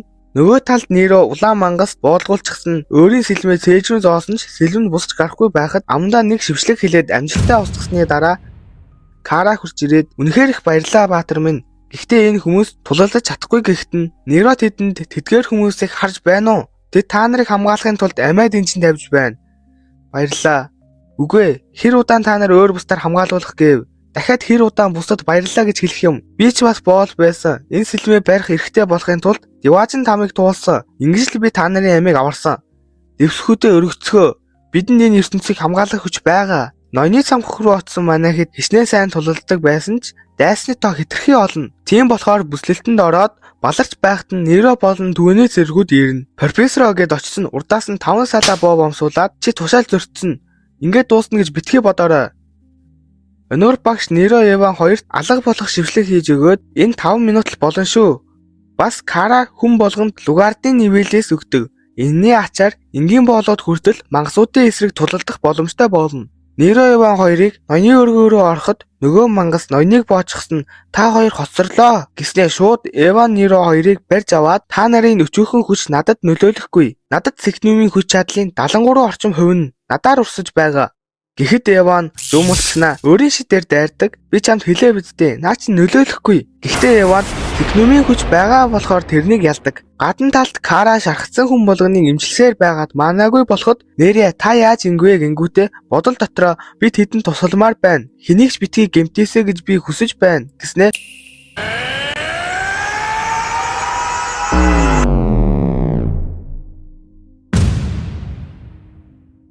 багш нарч бас өөрсдийн намлаж авсан ахмадуудыг ялж чаддаг. Кара Мэри энтгийн шинэ хадагтай боллоо. Тэрний тавьсан эхний тушаал болоодод зэвсэг барьж тэднийг сургах боломжийг олгоно. Бас цэрэгт элсхийг зөвшөөрнө. Эргэж хараад Неро Нери хоёрт баярлснаа илэрхийлдэг. Онгор багш хүчтэй нэгэн боол хүн бүрийг өөрийнхөө сөхрүүлж чаддаг байв. Бас өөр нэг хүчтэй боол байжээ гэж бодоод нэгдүгээр үлрэл дуустдаг. Хоёрдугаар үлрэл маань эхлэхэд Неро юу нь мэддэхгүй зүйл рүү шигдэж байхад Нерия Неро гэсээр аврах гэж оролддогч чаддаггүй. Тэгээд 7 хоногийн өмнөх үйл явдал руу шилжинэ. Багш нар 3 нүүр хамгаалах хот байсан болохоор тэргүүдээ 3 хуваадаг. Харин Неро дараагийн хот руу явж байх замдаа Онгор багшийн эзэнт гүрний тушаалыг зөрчвөл буцаад боол болох болно. Сайн үйл хийлээгээд сайн хүн болохгүй. Дахиад тушаал зөрчих юм бол би өөрөө чамайг алах болно гэж хэлснийг санаад олон хүний аймыг аварч инх тайванг бий болгох биш. Зүгээр тушаал дагаж цэргийн хуулийг дагах нь зөв зүйл үнэхээр мөн гэж үү гэд бодоод явж байхад дараагийн бүслэлтэнд орсон хот Терезиад ирнэ. Энэ хот нь Нория болон Валенсиа хаан тулсын хооронд арилжаа хийхэд төвлөрдөг гол газар. Тийм болохоор энэ газрыг хамгаалах нь их чухал. Тэгээд тэд шууд дайрч орно. Өдөржин тулалцаар мангасуудыг алж дуусгад орой болсон байдаг. Уул нь энэ хот их чухал болохоор сайн хамгаалттай байх ёстой. Гисэн хэдэж дотор талд нь боолууд бослог гаргасан болохоор сул мангасууд байсан ч цэргүүд нь тэгж их зовж байсан. Неро боолууд юунаас болж бослог гаргасныг асуухад цэрэг бослог ямар шалтгаанаар дэгдсэн болохыг мэдэхгүй. Асуудлыг үүсгэсэн хүмүүс өөрсдийн хийсэн муу үйлдэлээ хамгийн түрүүнд мартдаг. Амаа мэдээрээ Бандимин бид тэдэнд юу ч хийгээгүй. Ингээд маргаан улам ширүүсэх гэж байтал алзан багш тэдний яриаг зогсоож тэргүүдэд хаалгаа нэхийг тушаадаг. Тэд хаалгаар ороод өөрсдөө эзэн хааны хүмүүс гэдгийг хэлэхэд боолууд зэвсгээ тавьж өөрсдийн төв рүү оруулна. Неро боолуудыг ажиглахад яг л хуучны өрөөгөө олж хардаг. Энэ хооронд өөр нэг газарт онгор багш дээр нэг цэрэг ирээд яралтай мэдээ дуулгана. Тэр нь 3 бүслэгдсэн цайзын нэг рүү Кайпис өөрийн биеэр дайрлыг өдөртөж байгаа гин. Үнийг сонссон онгор багш тэр зүг рүү нэн даруй нэмэлт хүч илгээхийг тушаадаг. Тэрасо Кайпис гэж хэн болохыг асуухад онгор багш түүнийг хүмүүсийг сэтгэл хөдлөлгүй зөвхөн хамгийн ханхуу бодолдоо захирагддаг болгох чадвартай өдөртөгчтэй нэг гэж хэлнэ. Өөрөөр хэлбэл тэр хүмүүсийн оюун санааг хянаж өдөртөх чадвартай гэсэн үг. Халзан багш босгогч нарын удирдагчаас та нар юу болсон болоод тэдний эсрэг бослог гаргах болов гэхэд урдаас нь чөтгөрийн найран бидэн дээр ирэхэд тэр новчнууд бидэнд дэвсэг барихыг ч зөвшөөрөөгүй. Биднийг хог шаар мэт үтсэн. Бас болоогүй бидний хоол хүнс хангамжийг хязгаарласан. Одоо бид өлсөж байна. Туулай хүртэл булан шахагтаад ирэхээр амьд үлдэхийн тулд чадах бүхнээ хийж тулалддаг. Харин бусад боолууд нь эцсээ хүртэл тулалдахад бэлэн байгаа харагддаг. Тэд төв хаалганы урд ирэхэд дээрээс нь үгийн зөрөөгөө галладаг. Бид эзэн хааны тушаалаар энэ дэлгээгдсэн эзэн тулсын айран байна. Би бол хаан тулсын баатруудын командлагч. Энтхийн ноён Азлон тэгээд юу гэж бид таашид ярихыг хүсэхгүй байна. Эндээс хурдан яв гэснээр дахиад дайрахад Неро дайралтыг нь зогсоогоод та нар муу шунхай новшнууд зөвхөн өөртөө л боддог. Бидэнд өчөөхөн ч болов ээлдэг харцдаггүй. Та нар биднээс бүхнийг булаасна. Чи боол байх нэ? Тийм ээ, бид хоёр боол байсан. Гэхдээ одоо бид та нар шиг новшнуудыг шийдгэж чадах эзэн хааны айрмын офицер болсон.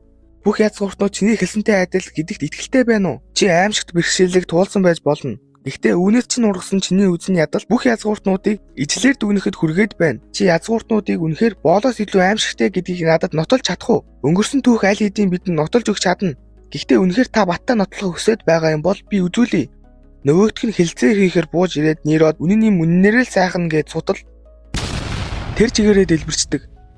Тэгснээ бүр манай хэд рүү дайрахад нөгөө шидэд нь тэднийг амжиж хамгаалтныхаа шидэнд оруулна. Тэгээд шууд хаалганы урд шилжиж ирээд хаалга руу гүдэгч Нэрээ нуруунда баахан өнөгдөн.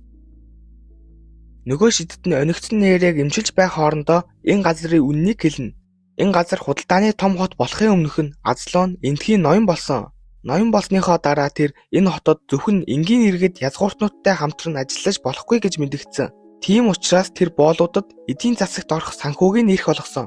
Үүнээс болж энэ хотод хинч жинэлэг худалдаачин болж чадхаар болсон. Жирийн иргэд болон язгууртнууд энийг эсэргүүцсэн боловч ноён Азлоныг зогсоож чадаагүй. Тэр боолуудад үнэхээр их санаа тавьдаг байсан. Учир нь баг байхтай хойд ихээсээ болж боол болсон. Бас боол байсан эмэгтэйтэй гэрэлсэн. Тийм болохоор тэр амьдралынхаа их хугацааг боолын эрхийн төлөө тэмцэж зориулсан.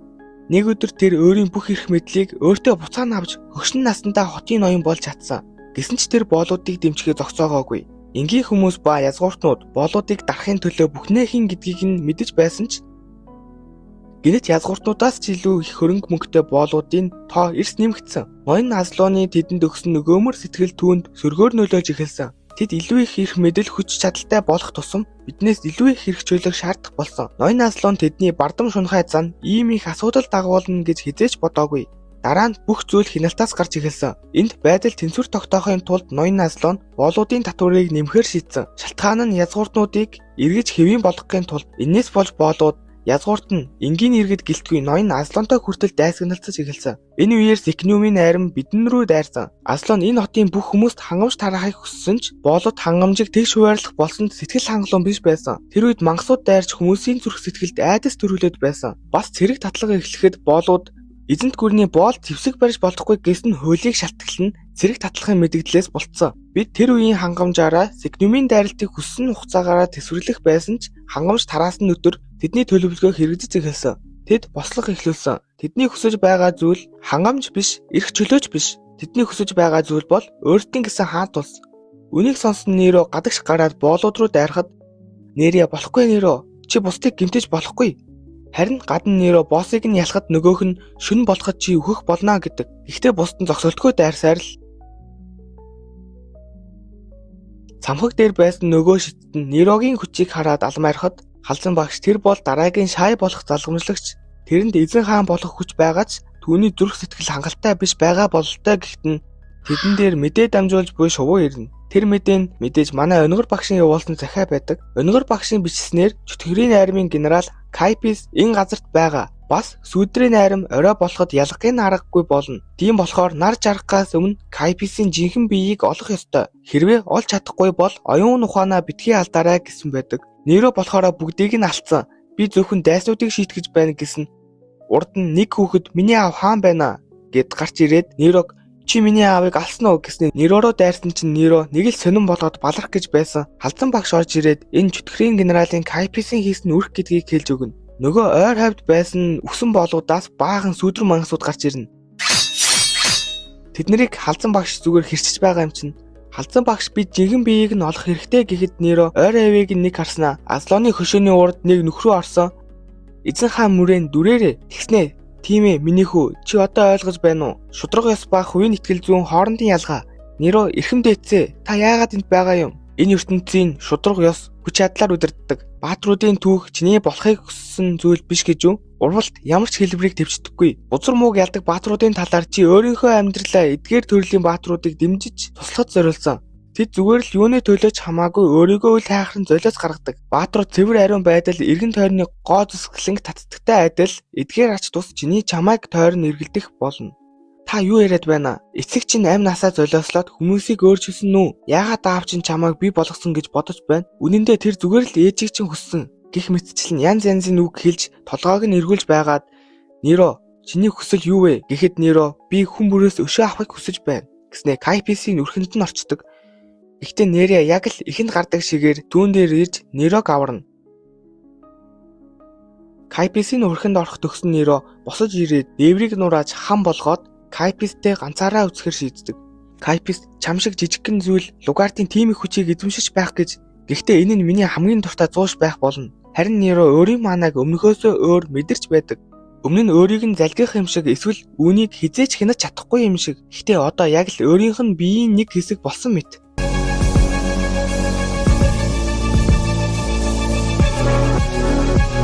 Тулааны дуунуур Кайпис Зикнумийн хүч чадлын 99%-аар дайрсан дайралтыг Нерогийн сэлэм шингээждэг. Бас нэг зүйлийг харна. Наа чи өөртөө бүх зүйлийг шингээдэг мөрөний сэлэм Арктен үү? Энэ зур эзэн хаан мөрөн өөрийн сэлэмтэйгээ нэг зүйлийн талаар ярилцаж байгаа нь хальт харагдана. Ханы нөгөө талд гарсан Нерия өөрийгөө өмсчихтэй хамаг маанагаа шавхчихсан болохоор ханыг эвлэлж чадахгүй байж байхад нь Неро тулаандаа ялчхаад гарч ирнэ. Хүнд тулааны эцэст Неро болон манаа гэхэд бусад дээрээ ирдэг. Бусад маань ч өөрсдийн авсан тулаануудаа ялсан. Тэднийг онгор багш тосч аваад Кайписыг ялсанд баяр хүргэе гэхэд нь би биш энэ хоёр л ялсан гэд Неро Нерия хоёрлоо заахад бусад маань үнэхээр гайхна. Оройн бүгд ялдаа тэмдэглэж байгаад Неро хүргэж өгөхөөр явахыг харсан бусад нь энэ хоёрын дунд яг нэг юм болчихжээ л гэдэн. Тэрээсөө энэ Нерия бол зөвшөөрнө. Үнэхээр зүгээр гэж үү? Энэ бол бид гурвын гаргах шийдвэр. Тэгвэл миний мэдрэмж яах юм бэ? Чи дэндүү олон буруу сонголт хийсэн. Харин Неро Нериад хэдэн өдрийн дараа өөрийнхөө төрсөн ээжтэй уулзах болно гин. Хэд хоногийн дараа манайхан дайсныхаа дайралтаас зүхтахын тулд хүслийн самхаг гэх газар руу явхаар болно. Энэ газар нь эзэнт гүрний дотоод асуудлыг шийддэг. Өөрөөр бас Эксканум сургуулийн өмнөх хэсэг гэж хэлж болно. Тэд хүслийн самхаг дээр ирэхэд самхагийг тойрсон хаалт байдаг. Гэхдээ онгор багш хаалтын доод хэсэгт нэг сонин зүйл анзаарахад самхагаас самхагийн удирдагч Квэс нь өөрийн хүмүүсийн хамт угтана. Самхагийн удирдагч Квэс нь дотгошоо орно уу? Амсны дагуу бид танай хүмүүст хоол хүнс хангамжаар хангах болно. Бас дүрмийг мөрдөхгүй бол хөөншүүл гिचгдэг. Тэгээд тэднийг орхоос нь өмнө нэг судалгаа маягийн хүн болгоноос авна. Судалгаа авсан учир нь манайхныг боол, язгуурт нь энгийн иргэн гэдгээр нь 12 хуваана. Эхний 4 зэрэг боол, дараагийн 4 зэрэг нь жирийн иргэн. Язгууртнууд нь хүртэл дотроо 4 зэрэгтэй. Неро өөрийн авсан тэмдгээ барьцсан цамхаг руу орж байсан. Хажуунаас нь нөгөө үүдэнд судалгаа авдаг охин "Хөөе Мүсрэл, чи нэгэн тэнд орсон болохоор тэмдгээ зүү. За. Энгийн нэг Мүсрэл байж Скоп наттай хүндэтгэлгүй харьцаж яаж чадаж байна. Энийг нь сонссон манай хэд бол угаасаа гайхширна. Гэхдээ энд өөртөөх нь дүрмээр байхгүй бол хөөгдөх учраас аргагүй нэрхэн дүгэнд нь орохоор болно. Тэрасуу болон бусад язгууртан ээлбүүдэд энэ цурх өрлөг ирэхэд тэд урилгаас нь татгалцсан. Учир нь энэ газар хэтэрхий их гадуурхалтай. Бас Еваныг Эксканумд орохоосоо өмнө шид ашиглаж чаддаг байсан нь энэ газрыг Еван төгссөн. Тэгээд самхагийн удирдагч 1-4 давхарт боолын зэрэг, 5-8 давхарт энгийн зэрэг, үлдсэн хэдэн 9-11 давхруудад байрлагдсан давхрынхаа аль өрөөнд нь ч орсон болно. Эльфийн гүнж нарыг тусгайл нь өөр өөрөөрөө авч явах гэж оролддогч. Тэрасуу болон Нянс нар энд найзуудтайгаа үлдмээр байна гэсэн чинь энэ Мүсрэлүүдтэй хамт үлдвэл та нар харамсан шүү дээ. Гэсэн ч нөгөө хоёр нь үлдэн гэсэн болохоор чаддгаараа л Еваныг аваад явдаг. Тэгснэ зүгээр явчихгүй эргэж харснаа тэнд байгаа Мүсрэлүүд та нартай хамт байх 2 Ронаг сэтгэл хангалуун байлгахын тулд чадах бүхнээ хийх ёстой шүү. Намайг Неро гэдэг. Миний нэр Мүсрэл биш. Бүр илүү уурлыг гэсэн ч онгор багш нь хэлсэн үгийг санаад уураа барихаас өөр сонголтгүй болно. Энд эзэнт гүрнээс их хэмжээний шидэт хүдэр өгдөг болохоор тэд хүдрийг боловсруулад хамгаалтын хаалтанд ашигладаг. Энийг хийхийн тулд хүүхдүүдийг хүнд хүчээр ажил ихээр хийлгдэг. Тэгээд бүр хүүхдүүд энэ дуртаяа ирж ажилдаг гэж байгаа. Учир нь энд 3 жил ажилласнаар өөртөө таарсан цол хэрэгмтэй болох боломжтой. Неро Нерия 2 чөлөөт цагаараа тоглож буй хүүхдүүдийг харж байхад нь онгор багш ирээд энэ газрын талаар олж мэдсэн зүйлсээ ярьдаг. Энэ газар нь асар том туршилт хийдэг газар. Мүсрэл гээд байгаа хүүхдүүд бол боолууд дундаасаа хамгийн доод зэрэгтэй. Гаднах ертөнцид хөл тавхил юм бол хазаар ахуулдаг. Учир нь боолууд хамаатнуудынхаа хийсэн гэмт хэргийг үүрдэг болохоор энэ газар тэднийг ялаасан чөлөөлөх ганц сэтгэл найдвар. Энийг сонссон Неро өөрийг нь яагаад Мүсрэл гэж дуудаад байсан шалтгаан нь хаан Неро 2 анх уулзахад гарсан асуудлаас л болоод бас эндхийн хүмүүсийг ангилдаг систем нь дээд түвшнийхэн доод түвшнийхэндээ тушааж дараа нь оноо өгөх хэрэгтэй. Оноо ихсэх тусам доод түвшнээс дараагийн түвшин рүү ахих боломжтой гэдэг. Энэ үеэр Квэс нь Еваныг дагуулад хамгийн дээд давхарт гарч ирэхэд тэнд цааслагдах гэж байсан хүүхдүүд дээр туршилт хийж байгаа лаборатори байдаг. Юун туршилт вэ гэвэл энэ нөхөр чинь боолуудыг шид ашиглаж чадахгүй болгох гэж байгаа. Өөрөөр 3 дахь нүдийг нь хааж байна гэсэн үг. Ингэснээр манайг харж мэдрэх боломжгүй болно. Энэ хүүхдүүдэд мэс засал хийнгүүтээ яг л загас шиг усан дотор амьсгалдаг болоход 3 дахь нүдийг нь хаах усмлыг усанд нь уусгаж байгаа. Гэхдээ энэ хэдийг бараг 10 жил усанд байлгасан ч 3 дахь нүднийх нь тал нь ч хаагдаагүй. Тэгээд илүү хурдан болгохын тулд илүү олон судалгаа туршилт хэрэгтэй. Яваа энэ уусмал чинь бүрэн болвол бүх боолуудыг бариад ийм болгох уу гэсэн эднэр чинь аль хэдийн төслүүдэд эхлүүлсэн агаар цацаж байгаагаа хэлдэг. Мөн эдгээрийг олж мэдсэн онгор багш 3 дахь нүд нь сүнстэй холбоотой байдаг. Сүнсээ алдсан хүмүүс оюун санаагаа алдаж эсэргүүцүүлгүй боол болох болно гэж Нерод хэлдэг. Яагаад ийм зүйл хийж байгаа юм? Өөртөөхөө төлөө. Бид тэднээс давууж цөөхүүлээ. Харин тэд бүдүүлэг мөртлөө маш олуулаа. Хэрэг боолоод бослог гаргавал тэднийг бид зогсоож дийлэхгүй. Ийм учраас л бид тэдний зэвсэг барихыг нь хориглож эд шидийг нь зайлуулж байгаа юм. Эсин хэдиж бидэнд тэдний хөдөлмөр хэрэгтэй гэхэд нь Яван шилэн хоронгонд байсан хүүгийн царайг хараад өнгөрснөө санана. Өмнө нь хүүхэд аяг хагалахад нь Яван нэрийг нь асууж байсан. Нэр нь Макс. Яван аяг хагалсныг нь нууж хаяада хоол өгж тусалдаг байсан.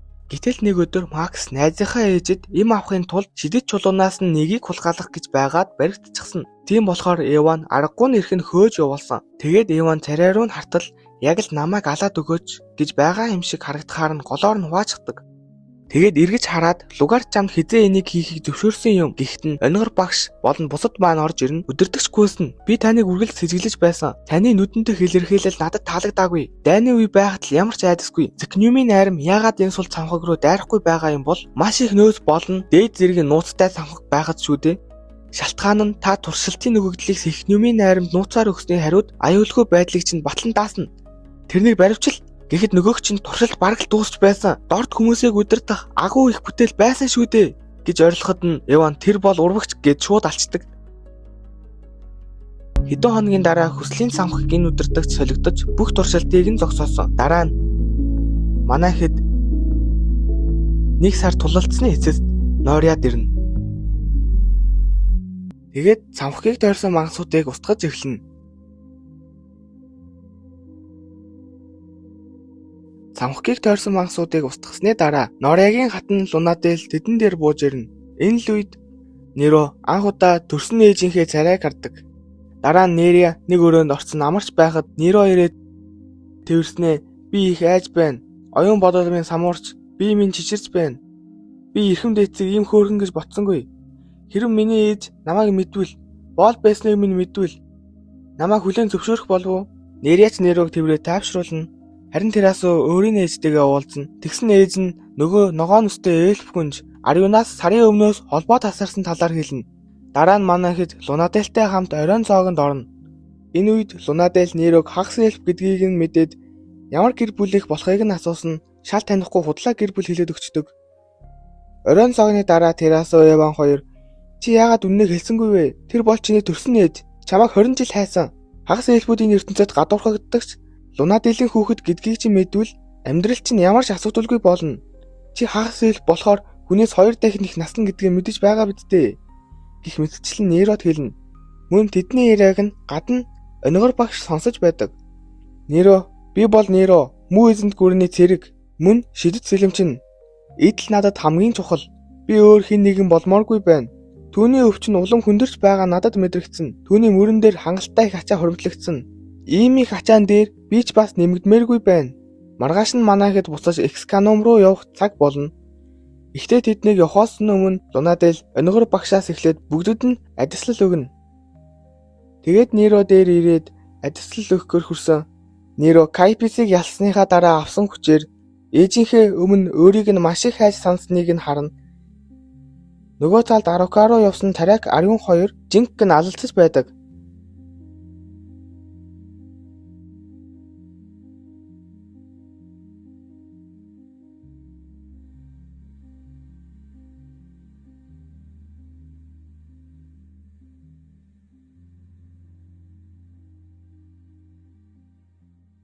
Тэгсэн нэг хавслаас ус руу унана.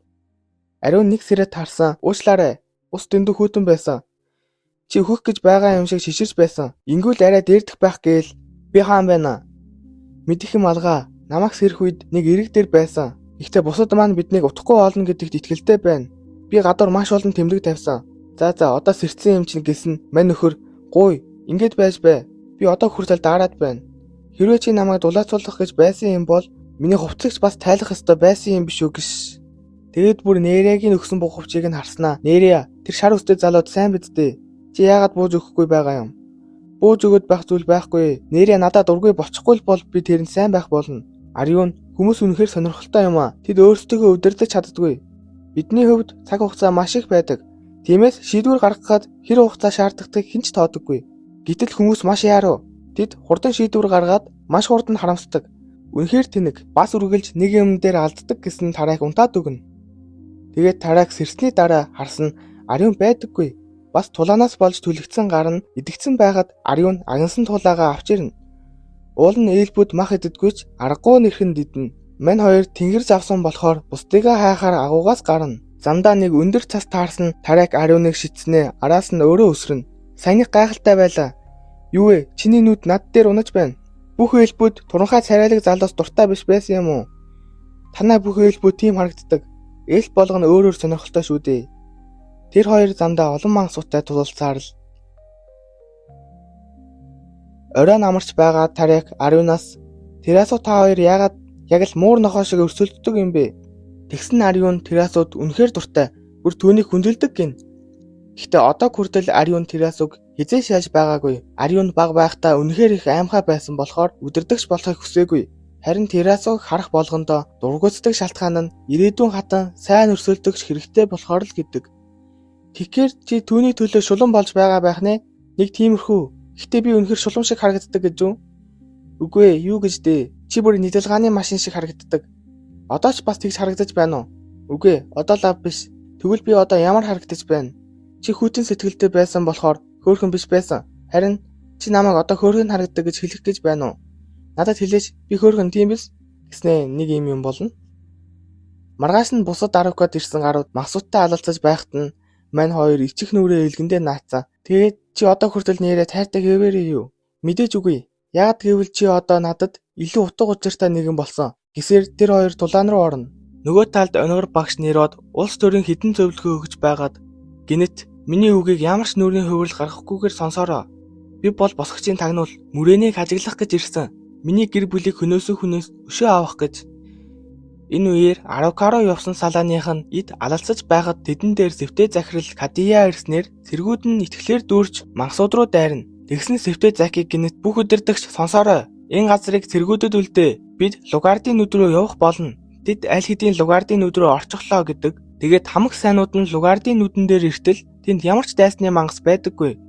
Захирлаа, энд дайснууд орсон ямар ч улмөр алга. Гэтэл захирал болон зарим багш нар хүүхдүүд рүү дайрж эхэлнэ. Гайоны удам чи энд байх ёсгүй дээ. Гэхдээ би өнөд цусыг чинь авах болно гэж дайрсан. Манай талын багш гарч ирээд урдан зугт. Багшаа, бидний оронд бусдад санаа тавь. Хинч үлдээгүй. Бид гурвал үлдсэн. Миний яах нь одоо хамаагүй. Би чадах бүх зүйлээ хийх болно. Тиймээс та хоёр. Энийг харсан тариак уурлаж зөвхөн өндөр зэрэглэлийн мангасын цустай хүмүүсийн ашигладаг берсерк төрхөнд орно. Тэгэд бүр сэвтэй захирлын хамгаалтыг эвдэж дайралт өгсөн өөрийнхөө цусыг харалгүй утсан байх шүү. Гэснээр тариак руу дайрахад урдуур нь Ариун орж хамгаална. Дунай гэр бүлийн цусыг мартчихаж гэснээр хүчээ нэмж Ариуны хаалтыг эвдүүлсэн тариак эрүүл ухаанаа буцаагаад авцаа урдуур нь орж ирэхэд тэр хоёрыг Нэряг нь өгсөн буугавч хамгаална. Тэгсэн ч сэвтэй захирлын дайралтаас зутах боломжгүй байсан болохоор Ариун эцсийн хүчээрээ нэг хүн л орох боломжтой шидэд хаалга бүтээгээд тариакийг хурдан яв гин. Нөгөө талд Онгор багш Нерод өөрийн өнгөрсөн түүхээ хэлж өгнө. Онгор багшийн гэр бүл Лугардын нүдийг хамгаалахаар сонгогдсон гэр бүл байсан. Гэхдээ 20 жилийн өмнө Секнюмын эсрэг тулаан болсон өдөр тэдний гэр бүлийн боол байсан хүн шайд нэр дэвшиж буй нэгэн болж иргэн ирсэн. Тэр Онгор багшийн гэр бүлийг болон Лугардын нүдийг устгасан. Тэр үед Онгор багш юу ч хийж чадаагүй. Тэгээд дараа нь Онгор багш өсөж томрон босогчдын хүчний тагнуул болж Эксканумын шидийн багш болсон юм. Төгс өшөө авалтын төлөө Неро багшаас босогчийн хүчний талаар асууна. Мөрөнтэй удаан хугацаанд найзалж түүнийг удаан хугацаанд ажиглаж байсан баатар тэр мөрөнийг Секнюмээс аюултай оршихуу гэдгийг ойлгосон болохоор Лавренсиад нууцаар хүмүүс цуглуулж эхэлсэн. Түүний нэрийг Гайн гэдэг. Таракийн аав. Энэ үеэр Таракийг хідэн хүмүүс олдог.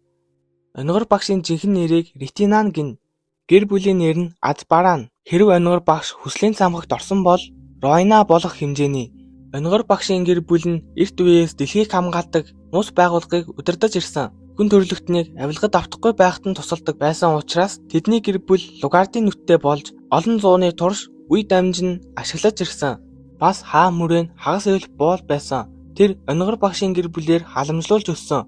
Гэвч тэр тэдний гэр бүлд ороход аль хэдийн 12 настай байсан. Аль хэдийн ялгуурлан гадуурхал зовлон туулсан. Онгор багшийн гэр бүл мөрөөнийг маш их чадвартай, хүчрхэг болж өсгөр хүүхэд байсан болохоор л өөрсдөө авсан. Гэхдээ ганцаараа байсан 12 жил түүнийг өөрчлөхөд хангалттай хугацаа байсан. Мангас оюун ухаанд нь сууршихад онгор багшийн гэр бүл өөрсдийнхөө бизнесийг хамгаалахын тулд мөрийн шиг сууд ухаантантай болохыг хүсэж байсан. Тэгээд түүнийг Эксканом руу оруулсан. Яг л боцны дагуу тэр сууд ухаантны дундах сууд ухаантан болсон. Дээд анги болох үе түүний боол гэж ялгуурлан гадуурхах хинч үлдээгүй. Түүний оюун ухааныг хинч уншиж чадахгүй. Нүд болон зөөлөн харц. Мөн сул дорой болон хүчтэйхийн нэгнийг үлдэрдэж чадхаар бусдыг татах хүч. Ли түүнд соёо гэх сэлмийг өгсөн. Хүмүүс түүнийг сүлд Арктен гэдгийг мэдсэн. Арктен гэдэг чинь хэн нэгнийг шай болгодог домог сэлэм бидтэй. Арктен бол сэлэмний нэр биш. Энэ бол чадвар, цол юм. Өөрөөр хэлбэл чи шай бол чиний сэлэм өөрөө ч мэдээлгүй Арктен болж хувирна гэсэн үг. Мөрийн Сикнумыг 3 хэсэг болгосныхоо дараа Лугардын нүдийг устгасан. Тэрнээс нь болж Итрамус болон Кундун 2 өгсөн. Мөрөөний хувилдаанаас болж Нориа руу явсан хэсэг эцэст нь Эксканомд буцаж ирэхэд нь тэднийг Сэвтэ захирал өгтөн. Тэгээд Сэвтэ захирал Арука руу явсан хэсэг Сикнумын найрамаас болж арчигдсан гэж тэдэнд хэлдэг. Энэ үеэр их хэмжээний айрам мөрөнтэй тулалдгаар ирж байдаг. Аава, мөрөнөө дайрахад бидэнд ийм их хүн хэрэгтэй гэж юу? Тарек, тэр бол хүн биш. Дараа нь манай хэд үгсэн найзуудынхаа араас гашуудна. Бас онгор багш Эксканомд буцаж ирээгүй. Оройн Сэвтэ захирал өөрийн хамгийн сүүлийн хичээлээ Эвант заана гэдэг. Би чамд эмх замбраагийг заах болно. Та итгэлтэй байна уу?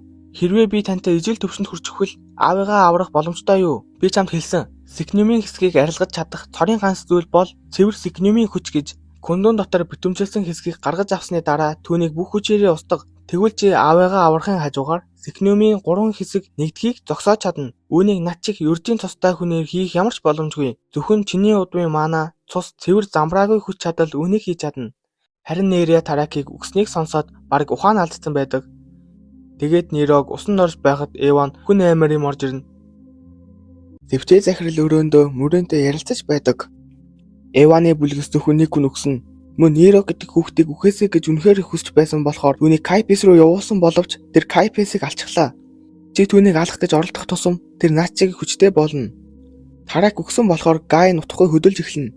Ямар ч байсан сүүлд Неро Эван хоёр үлдэх бололтой. Гайны айрам над дээр ирэхээс өмнө тэр хоёроос бусад бүх хүнийг ал. Ойлголоо. Неро Неря дээр ирээд би үргэлж чамтай хамт байх болно гэд аргадаж байхад Сэвтэ захирал аль хэдийн ажиллаа эхлүүлсэн сурагчдаа нэг нэгээр нь алж байдаг.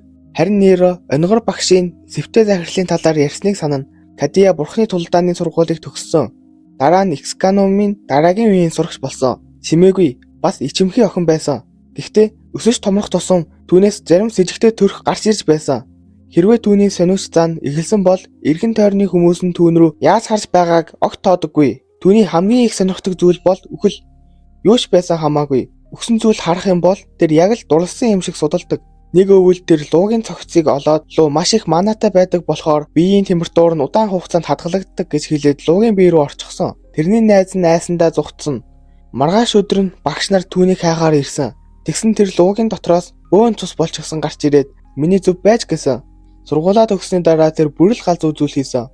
Түүнд Кундун болон Итрамус шиг мана байсан ч хүсэл нь байгаагүй. Гэхдээ тэрний хүслийг харуулсан цорын ганц зүйл бол Лугардын нүд байсан.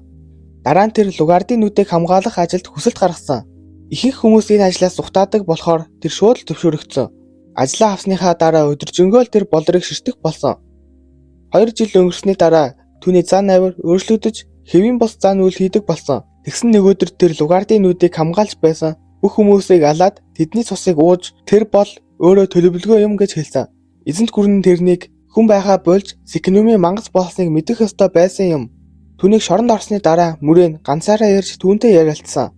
Үүний дараа тэр үлгэр жишээ хоригдол болж дахиж хүмүүсийг хороохоо болсон. Хэдэн жилийн дараа тусгай өршөөлөөр суллагдаж дахин байгуулсан Эксканомын захирал болсон. Өөрөөр хэлбэл Сикнумын хүч чадал донтож мөрөөний доор орсон. Үүнийг сайн санаж ав Неро. Хэрвээ тэр түрэмгийн авир гаргавал ганц далаалтаар толгойг нь тасал. Неро шууд тэрнийг дайсан гэдгийг нь хэлсэн. Захирлын нараас тэрээс гарч ирээд дайралтанд нь өртчихдөг. Тэгснээ Сикнумын өгсөн хүчээр Шайд нэр дэвшигчийг үнэхээр алж чадах уу гэсэн Эван хурч ирээд Терасо гэмтээсэн байхыг нь харснаа маш их уурлаж зэвтэй захирлууд дайрсан тэр нь зэвтэй захирлыг онилгүй цааш яваад Неро нэрээ хоёр дээр ирнэ. Тэгэхэд Неро өөрийн сэлмэндээ тэр дайралтыг шингээсэн урд нь Сикниум хальт үзэгдэх шиг л болно. Учир нь Шайн сэлэм Арктейн манаг өөртөө шингээж авдаг. Тийм болохоор Сикниумын манаг шингээхээс татгалзах хэрэгтэй. Мөрийн хорон санаатан болсон шалтгаан нь ч бас Сикниумыг 3 хувааснаас л болсон.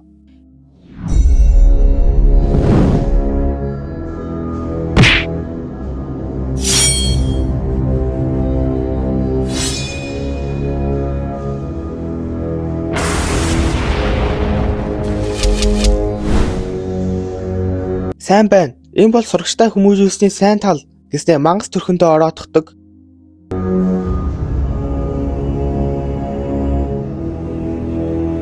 Тулаан дундуур Неро мангас болсон сэвтэй захирлын дайралтыг шингээсэн Сикниум гарч ирээд "Өр минь, миний хүү, чи үнэхээр хүмүүсийг Лугардын хүүхдүүд гэж бодож байна уу? Хүмүүс бол дэлхийн хамгийн харгас оршихуй. Чи тэднийг үнэхээр гэрлийн удам гэж бодож байна уу?" Манзаки мөрөөний хэлснээр Неро Эван хоёрыг ухаан алдуулаад бусдыг нь алхаар дайрч эхлэхэд тариак гарч ирээд бусдад цаг хожиж чадна. Харин Неро хоосон ертөнцид ямар ч юм сонсохгүй, үнэрлэхгүй, юу ч мэдрэхгүй байхад тэрэн дээр Неро "Миний хүү" гэсээр Лугард цэцэг хэлбэртэйгээр гарч ирнэ. "Ноён Лугард, намайг таних байгаад баяртай байна баатраа. Жад бамбай уулзах тэнгэрийн хаяанд бүх үнэн бий. Чи үргэлж өөрийнхөө хувь тавилан буруутгадаг. Яагаад би эмгэнэлтэй хувь тавилантай төрсөн юм бэ? Яагаад би бусад чиг жирийн байж болоогүй юм бэ? Хүү минь, чи жинхэнэ харанхуйг ойлгож чадахгүй бол их нэтгэл найдварыг ч ойлгохгүй." Неро нүдэн нээсэн тарак байхыг хараад баярлана. Нөгөө талд Эванч бас шархан эдгэрээд босоод ирнэ.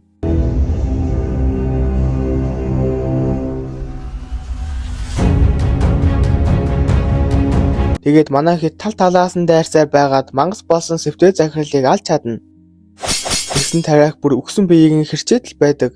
"Тариак, одоо зогс. Энэ дууссан. Миний уу гашуу дөнгөж эхлэж байна. Тариак бойл. Неро чамайг өгсөн гэдгийг сонсоод унтаж чадаагүй. Энэ үеэр ийм зүйл болон гэдгийг мэдэж байсан юм. Кадия, би чамд бардамнах хэрэггүй гэж хэлсэн. Чи үнэхээр бардам байхыг хүссэн бол Бурхныг хүртэл хуурах ёстой гэд баахан мангасуудтай хамт Эксканумд ирсэн байдаг. Сэвтэй захирлыг алсны дараа дайралтанд өртсөн Терасо дээр Эван ирсэн. Терасогийн шарх улмал томорч байсан гинэт Сикниум урд нь гарч ирээд "Чи яагаад эльфүүд болон хүмүүсийг өөрсдөө удирдахаар бүтээсэн төхөөрөмжийг устгахаар оролдоод байгаа юм бэ? Хайр, найз нөхөд, итгэл найдвар, эдгээр зүйлсийг хүмүүс өөрсдөө удирдахын тулд бүтээсэн гэж үү?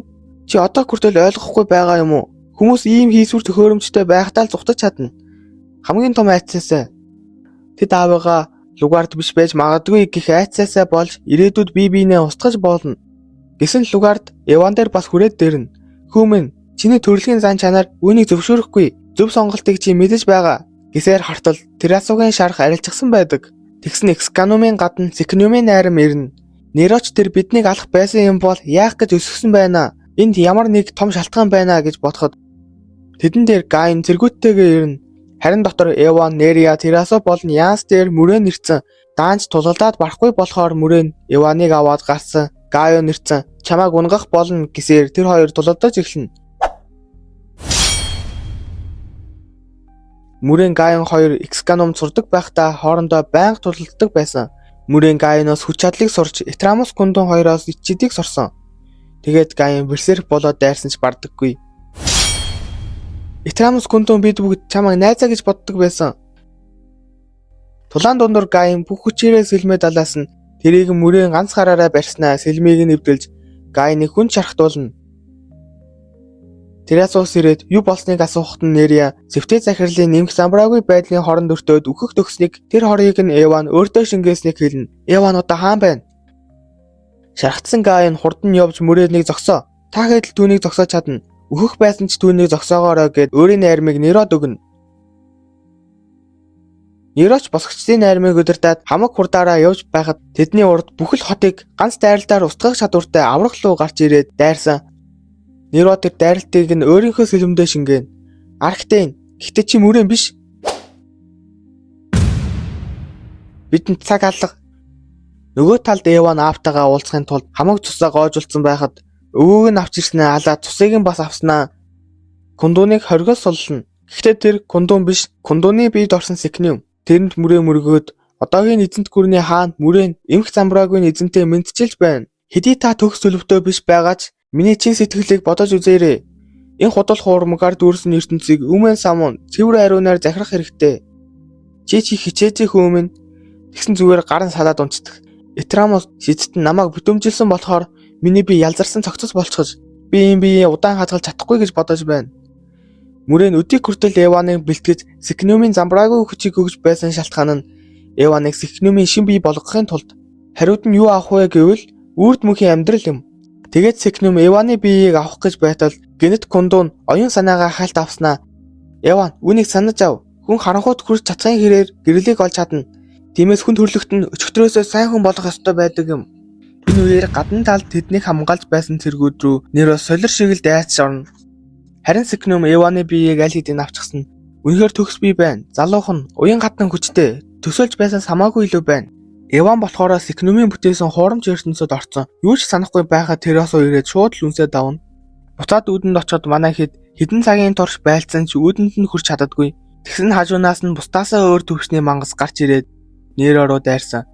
Неро гайхаж энэ юу нэг хүч вэ? Кайпис Кадио хоёрын хүч чадалтай харьцуулшгүй их байна. Гэт яг эвгүй дайрт орж ирэх гэж байсан. Онгор багш шилжүүлэгч дээрээ Нерог аварна. Мөн онгор багштай хамт нууц холбооны айрам хамт ирсэн байдаг. Эм ангас өмнө эртний Норягийн хаан байсан. Нэрийг нь Лугал гэдэг. Хаан болсон цорын ганц эльф юм. Тэр хүч чадлынхаа оргилд хүрснийхаа дараа бардам зангаасаа болж бурхад болон эльфүүд хоёуланд нь харагдсан. Дараа нь Нерод онгор багш өөрийн хамгийн хурдан нисдэг лугаа өгөөд дотгошоо явуулна. Үлдсэн онгор багш Лугалтай тулалдахаар үлдэнэ. Сикнум эзэнтэй би нэг юм асууя. Эмх самбраагүй байдлын санамартан гэж юу юм? Яагаад бурхан тэдний төлөө залбирдаггүй хүний бодлыг уншиж чаддаггүй юм бэ? Гин тэгээд өмнө Этрамосын ашиглаж байсан нүрхэнд оруулснаа. Ийм энгийн өрхөнд орж байгаа юм чинь та бүхнийг чадагч биш. Та нарийгч бас хэн нэгэн бүтээсэн гэд Сикнум Лугард хоёрт хэлнэ.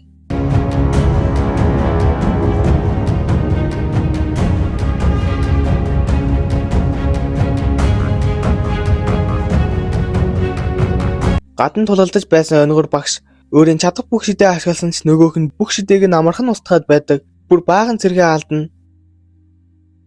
Неро чаныг даваад отгошоо орцсон. Мөрөөнд хорон санаат бурхан Сикнумыг завчиж байсан. Тэмэргүй хүчтэй нэг нь тулааныг аль болох хурдан дуусгах хэрэгтэй гэж бодоод явж байсан. Дээрээс нь мөрийн гараад ирнэ. Гэхдээ Неро урдаас нь дайрсан ч Нерогийн сэлэм хугарчихдаг. Нэг сэрэт харсан. Мөрөө Нерогийн хамаг цусыг нь гаргацсан. Ард нь ч бас маш олон хүнийг барьсан байдаг. Тэгээд энэ олон хүний цусаар Лугардыг дуутаж 3 хувааж 2-ыг нь Сикнумын нүд рүү хийн. Мөрөөнд та нар бол миний бүтээсэн ажил. Эван бол Сикнумын нэг хэсэг болох тавг. Чи бол Лугардын нэг хэсэг болох тавг.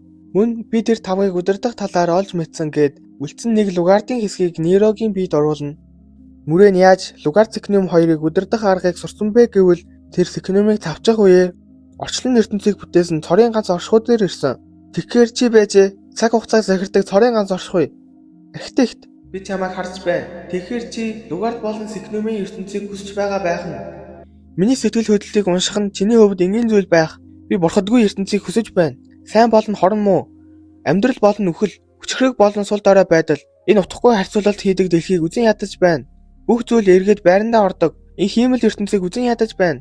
Ягаад би чиний хүсэлд хөндлөнгөөс оролцох ёстой гэж Сикнум болон Лугард өөрийгөө бүтээсэн оршихуунуудын ноён санааг илүү өндөр түвшинд бүтээсэн нэг төрлийн шид юм. Тэгээд та нарын бүтээсэн зүйлээ устгахыг хүсэж байна гэж хэлээд байна уу? Тийм ээ. Чи өөрийгөө бүтээсэн оршихуунуудын төлөөлөгч мөн үү? Би бол өөрийгөө бүтээсэн оршихуунуудын хамгийн хүчрэг зоригтой нэг нь. Ингэснээр архитект мөрөөнд Лугард Сикнум хоёрыг өөрийнхөө хүслээр тамгалж захирах нууцыг өгсөн. Неро Лугардын бүтээсэн ертөнцид байхад Лугард тэгэхээр эцэст нь ийм байдалд хүрэх гэж Лугард эзэнтэй та хүртэл мөрөөнийг зогсоож чадахгүй гэж юу? Бид ч бас та нартай адил цаг хугацааг захирч чадахгүй оршихуунууд. Мөрөөнд өөрийгөө бүтээсэн оршихуунуудын мөн чанарыг олох цаг хугацааны л асуудал байсан. Лугард Сикнум хоёр хүмүүсийг бүтээсэн биш харин архитект хүмүүсийг төрүүлсэн. Дараа нь эльфүүд хүний хүслээс бүтээгдсэн. Гэвч гэрэлт заавал сүүдэр гарч ирдэгтэй адилаар тэнцвэрийг хадгалахын тулд мангасууд бүтээгдсэн. Нөгөө талд Эван Терасо гэж жинхэнэ Терасо биш гэдгийг анзаарсан Сикнум гарч ирнэ. Энэ дэлхийд гарал үүслийн дайн эхлэхэд дэлхий цусаар бүрхэгдсэн. Тэрхүү цусан даалгаас үрд өмнө байгаагүй хүсэл төрсөн. Өөрийгөө бүтээсэн оршуунуудтай нэгдэх хүсэл, мөн төгс бус байдалд туслах ямар нэгэн давмгайлсан оршихуй бий болгох хүсэл. Өөрөөр хэлбэл Секнем Лугард 2 хүмүүсийн хүслээс бүтсэн. Гэхдээ тэр үеэс 10,000 жилийн дараа Секнем Лугард 2-ыг аав ээжээ гэж дуудах болсон. Тийм болохоор л энэ хоёр хүмүүсийг өөрсдийн бүтээл гэж үзэх болсон. Гэвч мөрөө нь одоо тэдний оршин тогтнолыг хүсгээ байсан. Тэр шин гарал үүслийг хүсэж байгаа. Лугард ч бас энэ хүсэлтэнд санал нэг байдаг. Тийм болохоор Нерод өөрийг нь ал гэж хэлнэ. Хэрв Лугард үхэх юм бол энэ ертөнцид манай гэж үгүй болно. Мөн Секнемч бас устна. Лугардыг устгасан Неро архитект дээр ирнэ. Тэгэхээр та байжээ бидний жинхэнэ бүтээгч. Би чамайг харж байна. Чи хамгийн том хүслээ биелүүлэх гэж биш харин асуулттай ирж. Бид сайн сайхны төлөө бүтээгдсэн юм уу? Эсвэл хорон муугийн төлөө бүтээгдсэн юм уу? Та нар 50 муу 51 сайн. Неро мөрөөний хийсэн хоригоос гарч ирнэ. Лугард чи яаж гарч ирсэн юм? Бурхтууд өгсөн. Би Неро байна гэсэн мөрөөний нэгээд миний мөрөөдөл эцэст нь биеллээ. Архитектийн жинхэнэ үр удам дахин энэ ертөнцийн жинхэнэ эзэн боллоо. Бас би тэр үр удмуудын дундаас хамгийн хүчтэй гэд дайрсан мана байхгүй штэ. Гэхдээ манагүйч мөрөө Нерогоос том биетэйгээ ашиглаад дарж аваад цохилдож эхэлнэ. Гадан байсан хэд маанч манаагүй болсон болохоор гарт таарсан зэвсгүүдээрээ тулалдаж эхэлнэ. Гэсэн ч магсуудын тоо босгочдын найрамаас хамаагүй их болохоор хэцүүлж байсан Норио, Арука мөн Карагийн цэргүүд нэмэлт хүч болж ирнэ. Бас ханыг хамгаалж байсан эзэн хааны цэргүүд ямар нэгэн зүйл буруу байна. Бүгд Секнемийн магсууд руу дайр. Хэзээ бид тэдэнтэй нэг талд байсан юм гэд магсуудыг хоёр талаас нь алж эхэлнэ. Неро яг даруулаад алуулах гэж байхад Эван хурж ирээд цаг хожиж өгсөн. Энэ ертөнц хичнээн их жигшүүртэй муухай байсан ч миний хажууд найзууд хайртай хүмүүс минь байна. Анакраша, чи яаж мана ашиглаад байгаа юм? Тэр ганц л зүйлийг энд үлдээн гэж хэлсэн. Хэдий бүх зүйл сүрж, бүх зүйл алга болсон мэт санагдаж байж болох ч та нар нэг хүн шиг урагшилж болно гэсэн. 2 жилийн дараа Тарек ганцаархнаа. Ариун, энэ гайхалтай тэнгэрийг хараач. Чиний золиосоор аврагдсан юм шүү. Тэрээс Нориогийн хатан болсон. Бас Эван Шай буюу эзэн хаан болсон. Эван Ягас, миний бие та нарт тушааж байна. Одооноос боолчлол гэж байхгүй. Харин Неро дээр Онур багш Лунадалыг авч ирнэ. Ингээд энэ манхуу маань дууслаа. Энэ хүртэл хамт байсан та бүхэндээ баярлалаа.